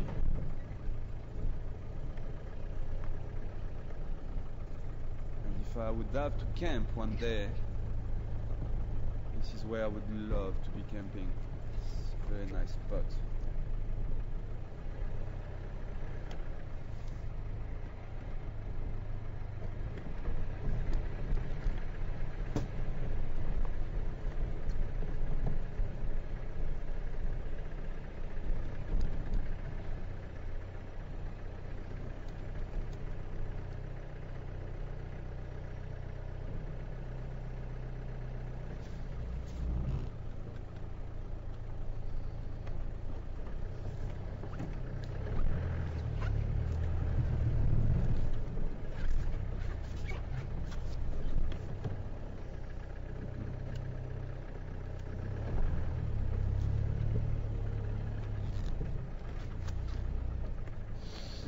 Sure, we've shown you this before, but it's always worth having a look at it again.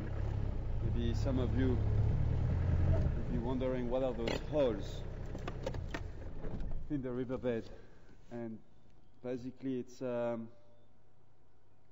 you can see actually next to the hole you can see some big dung made from an elephant, and this is how elephants get their water in winter, when water gets quite scarce. They dig in the riverbed, and at the bottom of the hole that they dig, they can get some water. It's quite a very nice water. It's very fresh, and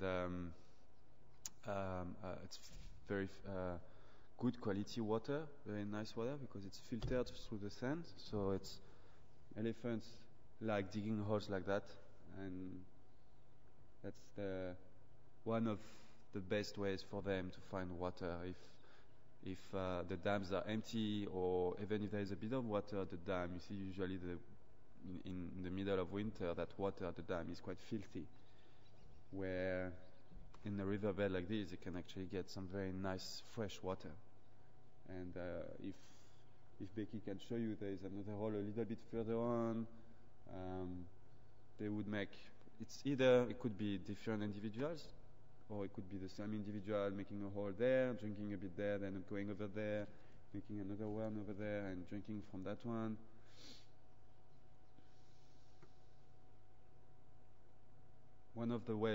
It's also one of the ways for you as a human to be able to survive in the bush if one day you get stuck, left behind, or whatever. There are different ways to survive in the bush, and when I take you on drive, I'll try every time to teach you or show you different survival tricks. But this is, for example, one of them. Looking at animals, watching animals, knowing about animals is a good survival trick, because usually what animals do, you can do. Not always, and we'll talk about that, but most of the time. Like if you know about elephants and you know they dig holes in a riverbed to get water, if you're stuck in the bush and you need some water, it's worth for you to use your hands, go on your knees and just dig and dig and dig and dig and dig, and you will find some water, I promise you. I've done it before. It's very nice water, it's drinkable, it's clean, it's fresh, it's yummy when you're stuck in the bush and you're thirsty.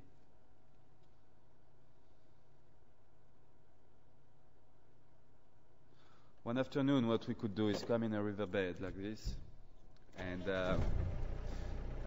find a hole like this one and try to dig it a bit and show you on camera the water at the bottom. and then I could also show you what you could do with that water, how to use it. Of course, you can drink it, but you can do other things. And there are other ways also to get water in a riverbed. If sometimes the water is too deep, so you will dig and dig and dig and dig, and you will not find any water. So there are other ways. Actually, why don't I show you now instead of saying later? Always try to do things while you can. Never postpone it to the next day, because you never know what's going to happen. So let's do it. Let's do things while you can. I don't have the equipment right now to show you what I'm going to talk to you about, but I'll explain you as we go along, and I'll tell you what you need.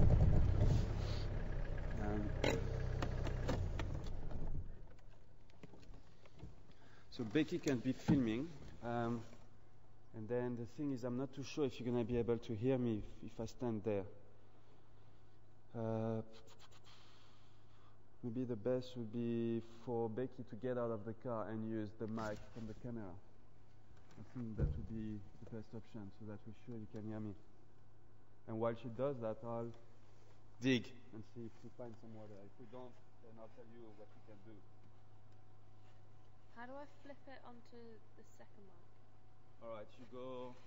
Just pan the cam... Oh, let me go that side.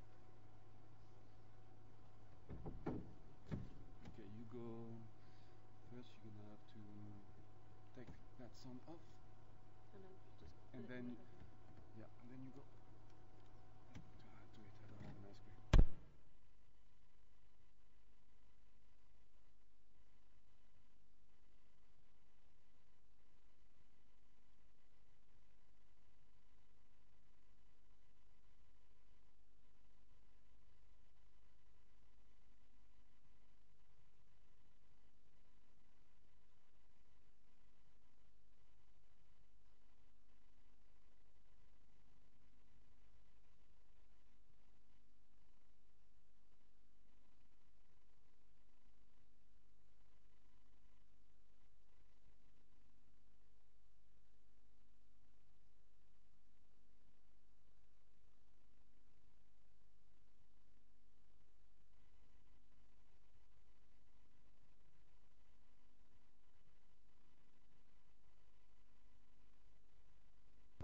Hello? Yeah, you can hear me now.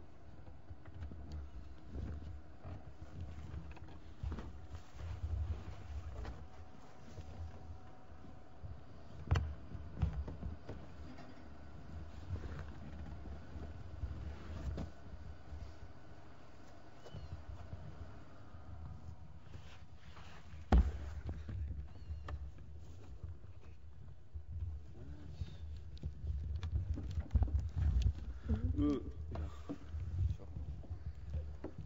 All right. Yeah. The best way would be, you can stand like that, or the best way would be to hold it with your hand here, and then one hand under it. But do it as you feel comfortable. Yeah, that's fine. All right.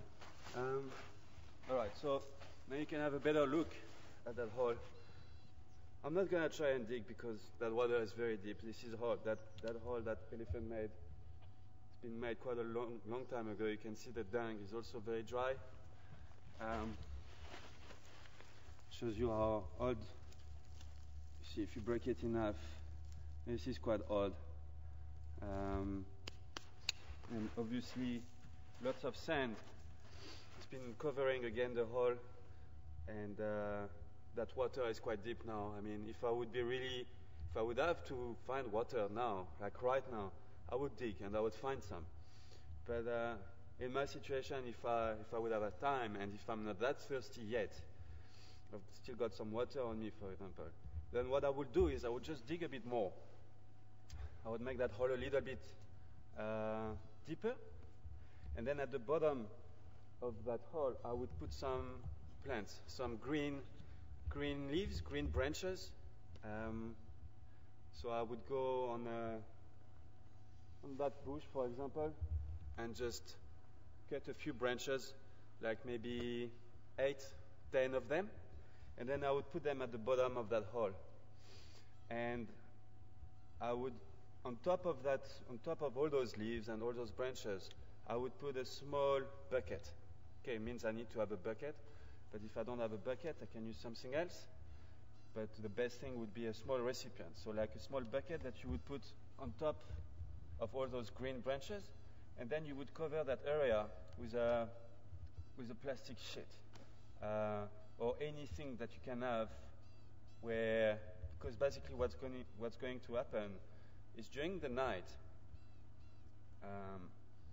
those plants are going to release water, and that water, if you block that hole, the water is gonna transform into drops on the at the bottom of the plastic sheet, and then it will slowly drip into into the bucket that you left. So if you put a plastic sheet there, and you put, like, let's say, a piece of wood on each corner so that it wouldn't fly away with the wind or anything. So you cover the hole with that plastic, and then in the middle you would put a stone, but not too heavy, of course, but like a medium-sized stone, so that your plastic sheet would have a certain angle. It would go like this in a kind of a funnel. So that underneath it, in the hole, what happens is all those drops that are going to be on that plastic are going to slowly drip into the recipient or into the bucket, which would be in the middle of the hole, on top of all those green leaves or green sticks. And you leave it like that. We could do it one day. It would be interesting. It would be a nice experience. I know it works. We could come, set it up live, and then come back the next morning live and take the plastic off and look inside the bucket what we got. And I can tell you, you will get some water in there. And it will be good water, fresh water, drinkable water. And that's one trick which works very well when you're kind of stuck in the bush. If you don't really have any water, you would camp there, quite close to the riverbed, set up that thing, go to bed, and then the next morning you would have some water for that day, and then use that water during the day, and that night do it again. You know, it's kind of a good way to always have water with you, because water is life and you need it in the bush. So, yeah.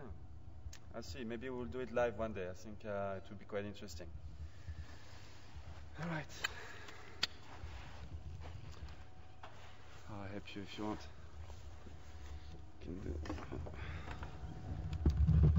Okay. And then now what you're gonna do is before you put it back, you're gonna go to input 1 again, so that there's not gonna be any sound, and then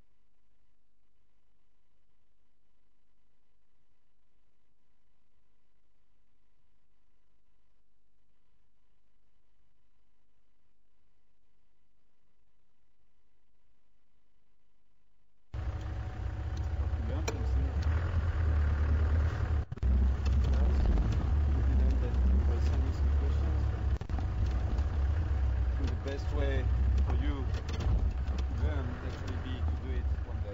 live. After this marks, if it's possible, if we have the right to do things like that, I don't see why not. Or we could have a surprise next morning and find that some animals being there. It's not there anymore. But I don't think so. I don't see why that's nice to look at that situation. Search that and then the next morning come back and see what we got.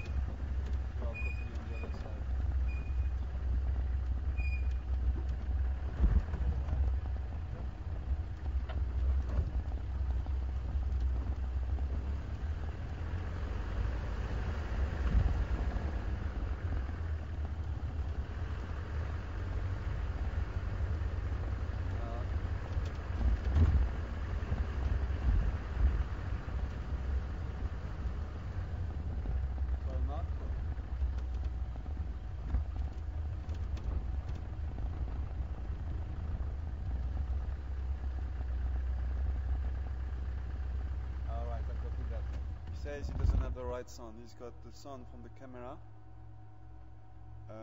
Go on. You should be on. You should be on input 1. Are you on input 1? And now, Mark, is it better now? Let me see. Do you hear me? Do you hear me from here now? Do you hear me from the front mic? All right, we're good. Sounds better.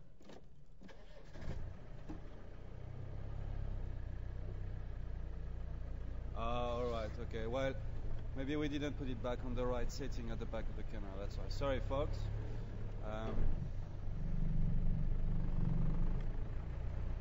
See, Becky hasn't done that before. The whole getting out of the vehicle, and we started doing that with Daniel and Tara and myself and Mark and Herman. I think Becky hasn't done it before, so when we get back to camp, we'll go through the whole thing so that next time when we do it, she will know from A to Z exactly what to do.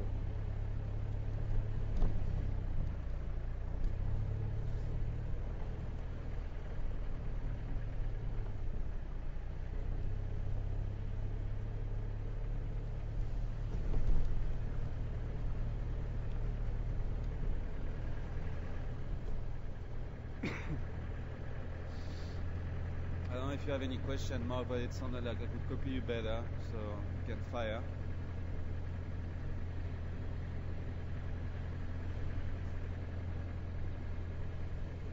Nah. No. Can't hear you.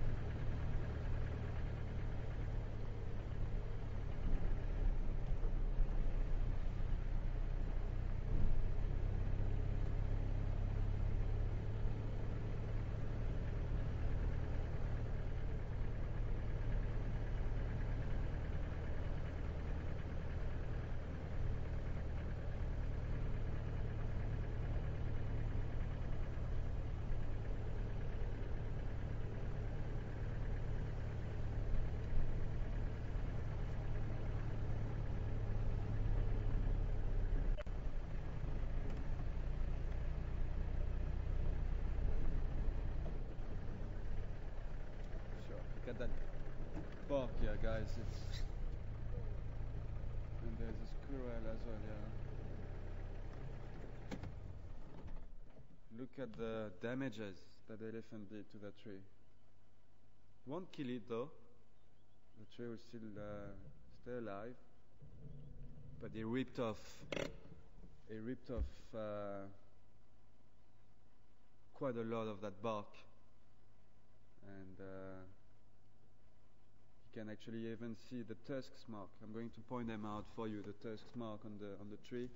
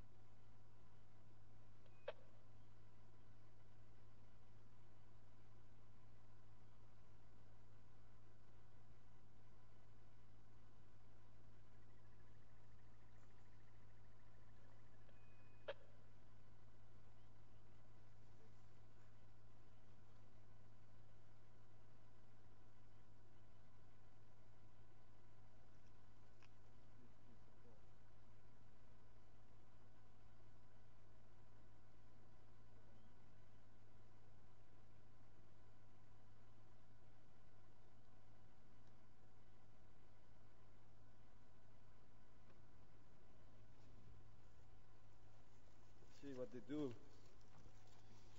is they use their tusk, and that's why you see the marks there, to dig into the bark and rip it off. And then they feed on the inner bark, they feed on this stuff. And once again, that's why sometimes you've got those red marks on their tusks or on their lips. It's not blood. Some people think it's blood on their tusks, but it's not. It's the tannin from the inner bark. And you can see how red the inner bark is. And they feed on that stuff. It's very fibrous. And elephants love it. They love that stuff. He's ripped off quite a lot of that bark, and well, I'm sure he's eaten a lot, but he's also left quite a lot of stuff behind. They like doing that. They would push a whole tree down and just feed on a few leaves, a little bit on the roots, and then just carry on walking. You can make crops as well from the inner bark. I'll not do it now. I remember Mark did it once live. It's very interesting. You need to take long. This one maybe, no, not even long enough.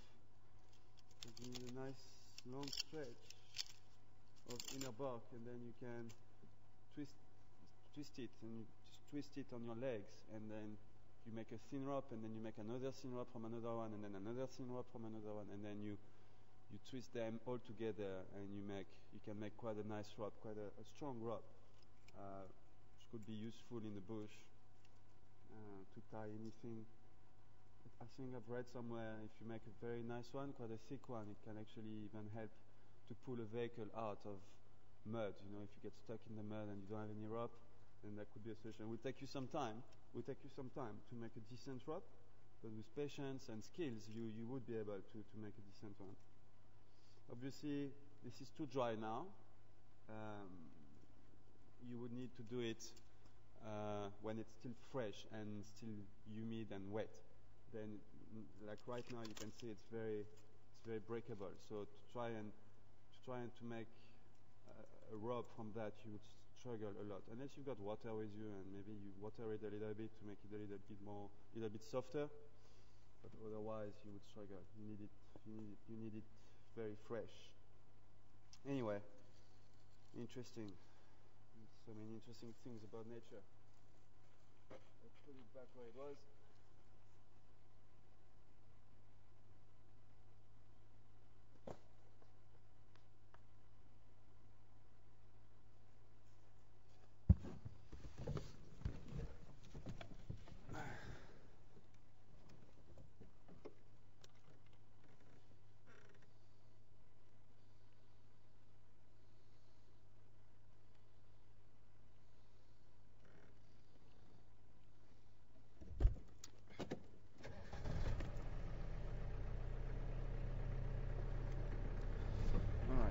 Let's go and have a look at Gary Dam.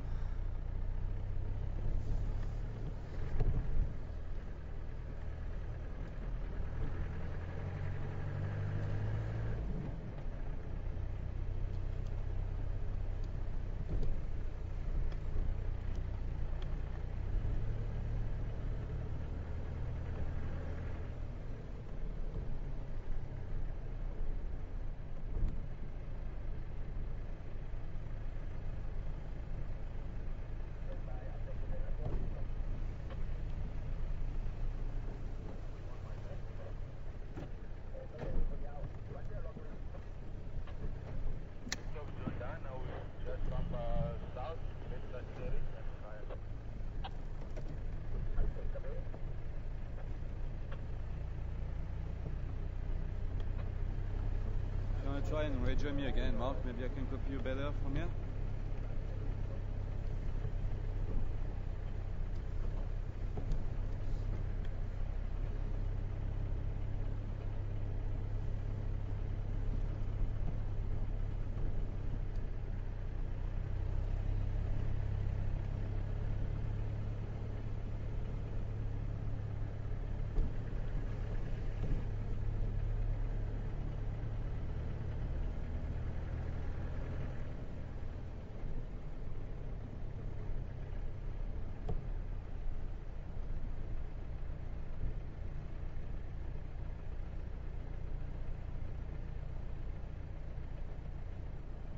Mark, do you copy me?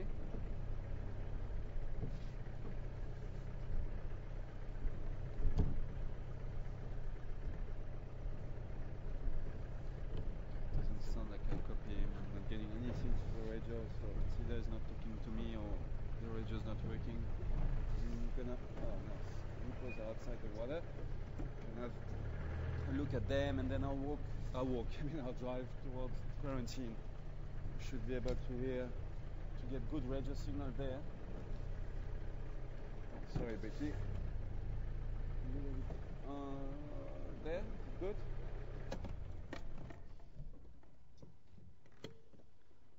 Have a quick look at those hippos and then we can drive towards quarantine and I'll see if Mark's got some questions.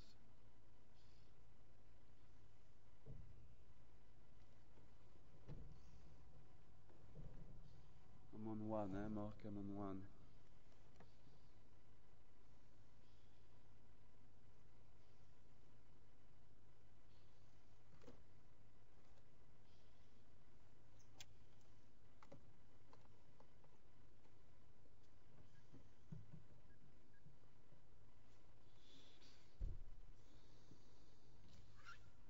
Warming up in the sun. If it doesn't get too hot, hippos tend to get out of the water and catch a bit of sun outside the water on the banks. Their skin makes a secretion which acts as like a sun cream to protect their skin from sunburn, because their skin is really fragile, sensitive, and if they wouldn't have those glands, they would get some hectic sunburns. That's why hippos spend most of their time in the water, because their skin is so sensitive, and they would get outside the water only at night to go and feed, graze, but also sometimes during the day, like now, if the sun is not too hot. This looks like a female with two young ones.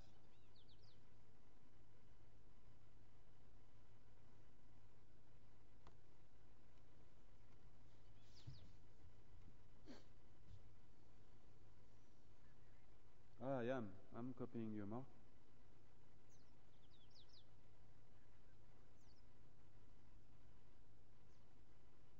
Sounds like I'm copying Mark now, all of a sudden.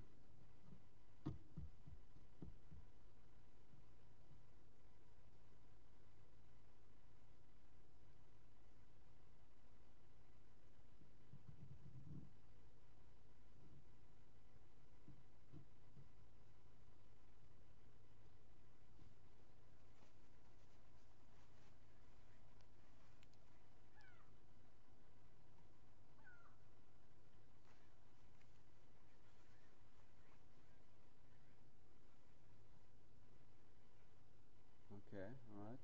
Yeah, it sounds good. Mark's saying he's done some work on the aerial by FC. See if it could help on the radio. I'm copying him nice and clear now.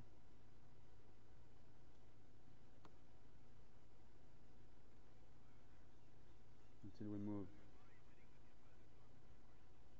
Alright, fire. Fire questions.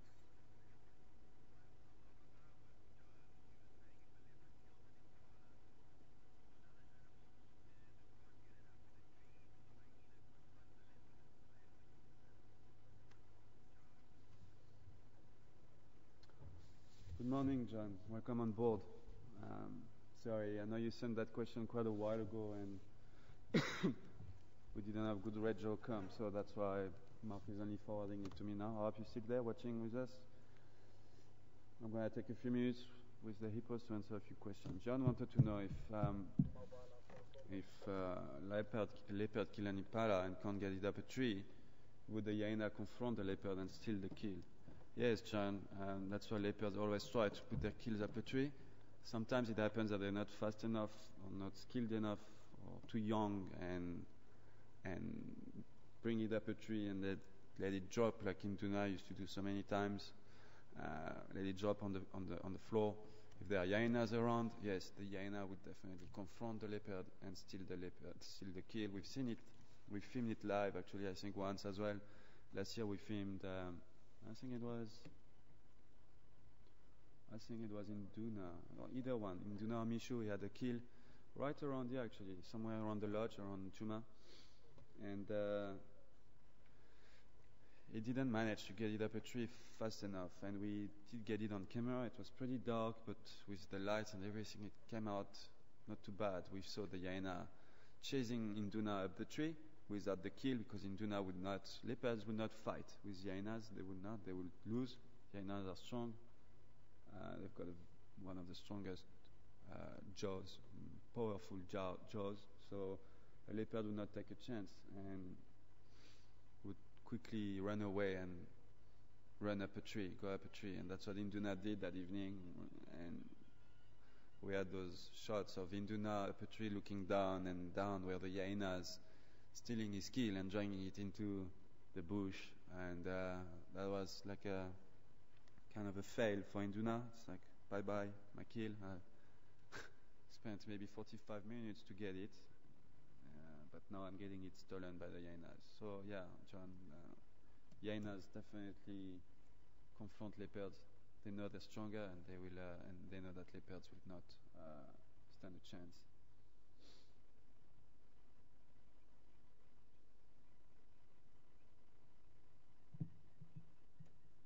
Okay, it's quite. We can. Well, let's try and stay another 2 or 3 minutes. If you've got more questions, Mark.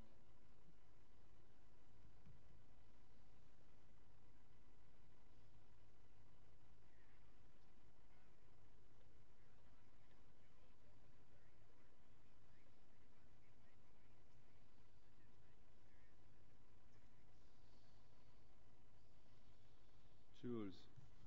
Good morning, Jules. Jules saying that the hippo has been mating recently and she would like to know the gestation period. Alright. Let's learn as we go along, Jules. It's a good question. I mean, I've got 9 months, says Mark. Alright, thank you, Mark. I was going to open a guide here and have a look. Okay, Mark says 9 months. I would have said more. They're quite big. I would have said more than 9 months. I think a rhino is around 12 months, if I'm not mistaken. So I would also have said like more than 10 months. But okay, so here we go, Jules. 9 months is the gestation period for a hippo. So like a human. Interesting. Alright, fire, Mark.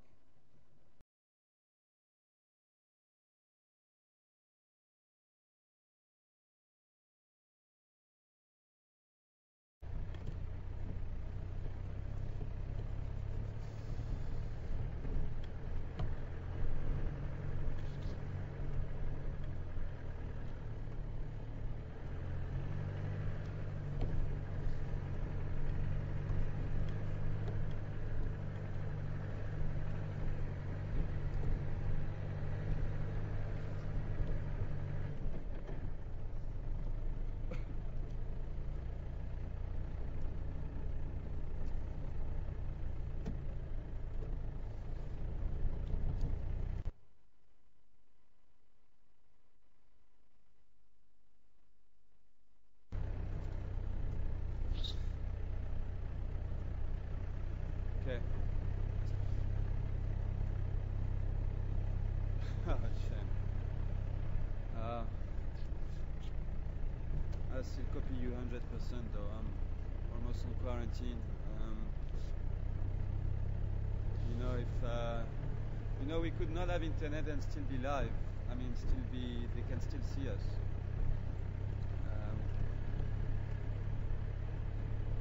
You check.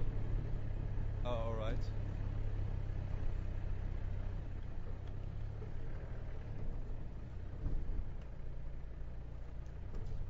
All right. Okay, Mark. Welcome back. It seems like we lost you, but maybe we didn't. So Mark is not too sure when we lost you, if we did lose you. I was answering a question from Stacy. He wanted to know about Kerula's father. And I said it was Mafufunyan, and if she's got any siblings. And Mark and I think Matimba is their brother, but I'm going to check it for you. I'm going to do a bit of research when I get back to camp, and I'll let you know this afternoon, Stacy from Australia. If you're still watching us this afternoon, I'm sure you will, or maybe not. There's quite a big time difference between Australia and South Africa. If you are with us this afternoon, I'll give you more info.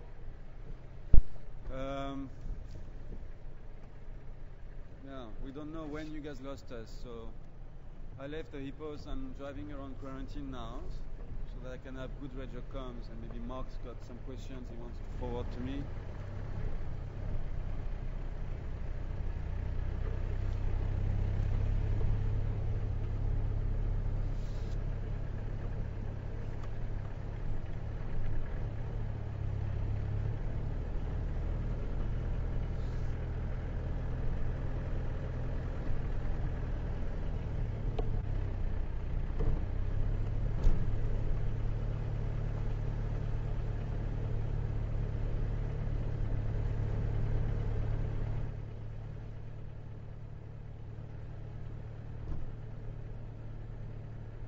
Mark, do you copy me?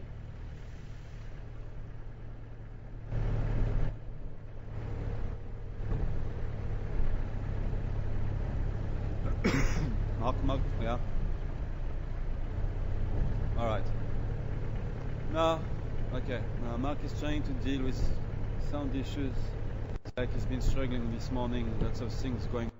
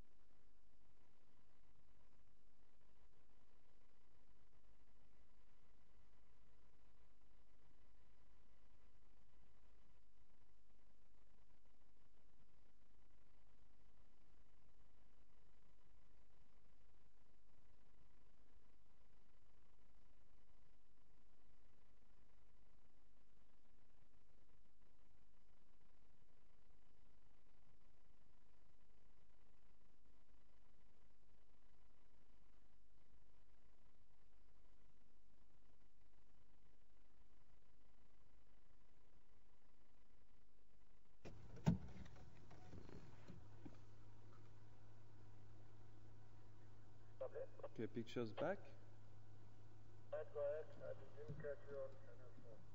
Sorry guys, connection problem. I was saying, yeah, Mark's been dealing with quite a few issues on the directing seat this morning. But Mark, I was just trying to know if you had more questions. We've got a few minutes left for the drive. I've got good radio comms, so if you've got some more questions, you can fire.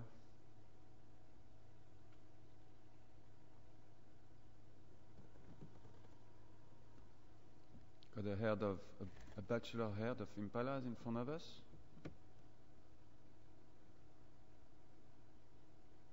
Bachelor herd meaning herd of males, young males, teenagers.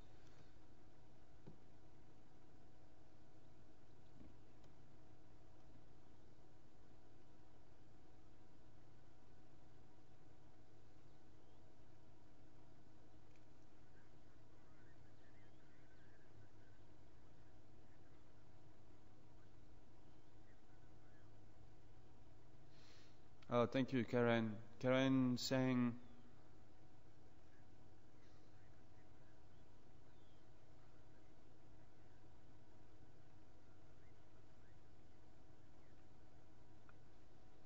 all right, thank you, Karen. Karen sent some info for Stacy. In 2004, Kerula had a sister, and not too sure about the name of her sister. Do we have the name of that sister, Mark?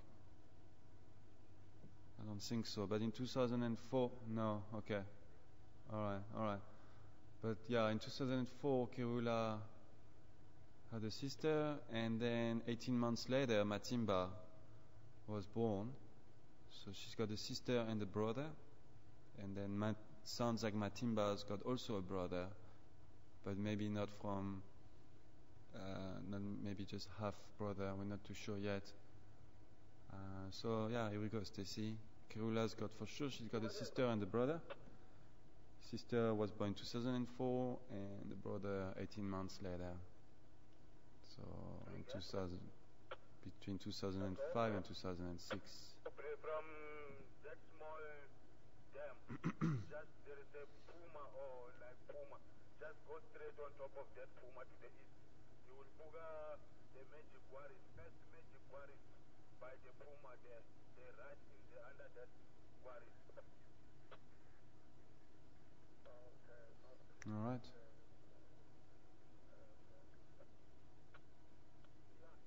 Okay, let's keep driving around.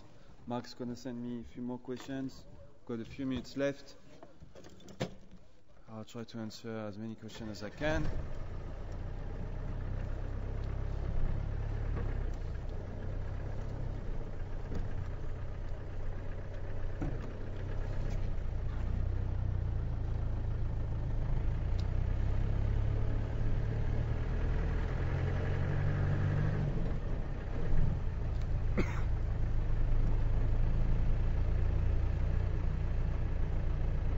Hi, good morning, John Square. Welcome on board.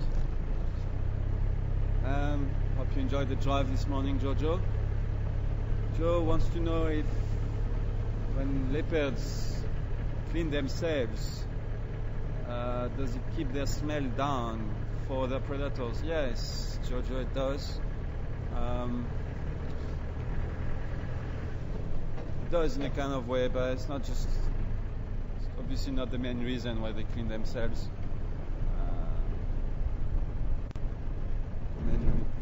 Main reason is to get rid of dirty things in the hair, especially after walking through the bush or after eating.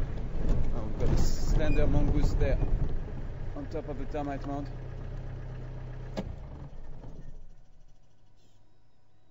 She's gone. Yeah, I don't know if you're gonna be able to see her now. No. Not a great visual. No.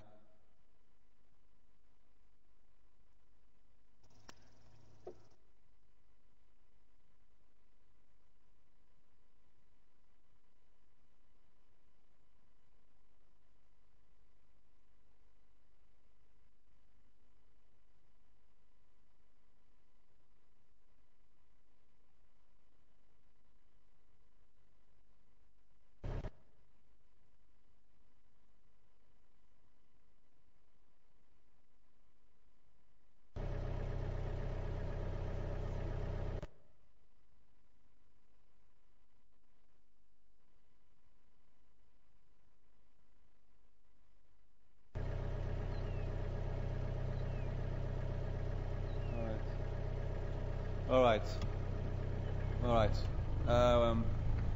Okay.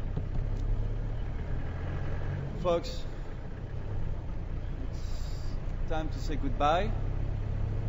Just gonna park a little bit further on.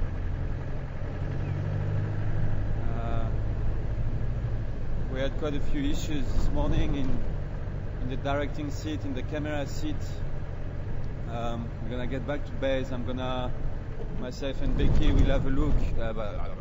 We'll have a look at that cable at the back of the camera because it seems to be very loose now, and we just keep on losing picture all the time, which is not great. And if it's not losing the picture because of the camera, then Mark had to deal with lots of sound issues apparently, and I had to deal with lots of radio comm problems, couldn't copy Mark, but that we can't really do much about it. But anyway, it's time to say goodbye. I hope you enjoyed the drive. It was nice to see Kerula on the hunt. Yesterday afternoon, Mark and Becky had their mother, Safari, hunting some impalas, and this morning we had Kerula, the daughter, the Queen of Juma, hunting a diker. So I hope you enjoyed that. I'll be with you again this afternoon at 3:30 Central African Time. Becky, thank you for your camera work. Nice close-up on Kerula. Mark, thank you for your patience in FC. And solving all the issues on your side. And I wish you all a great morning or great evening, and I will see you in a few hours at 3:30 Central African Time. Have a nice day.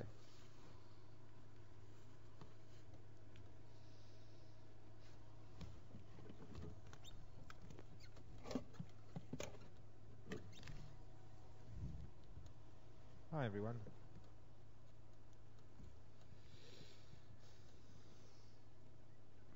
Good morning all.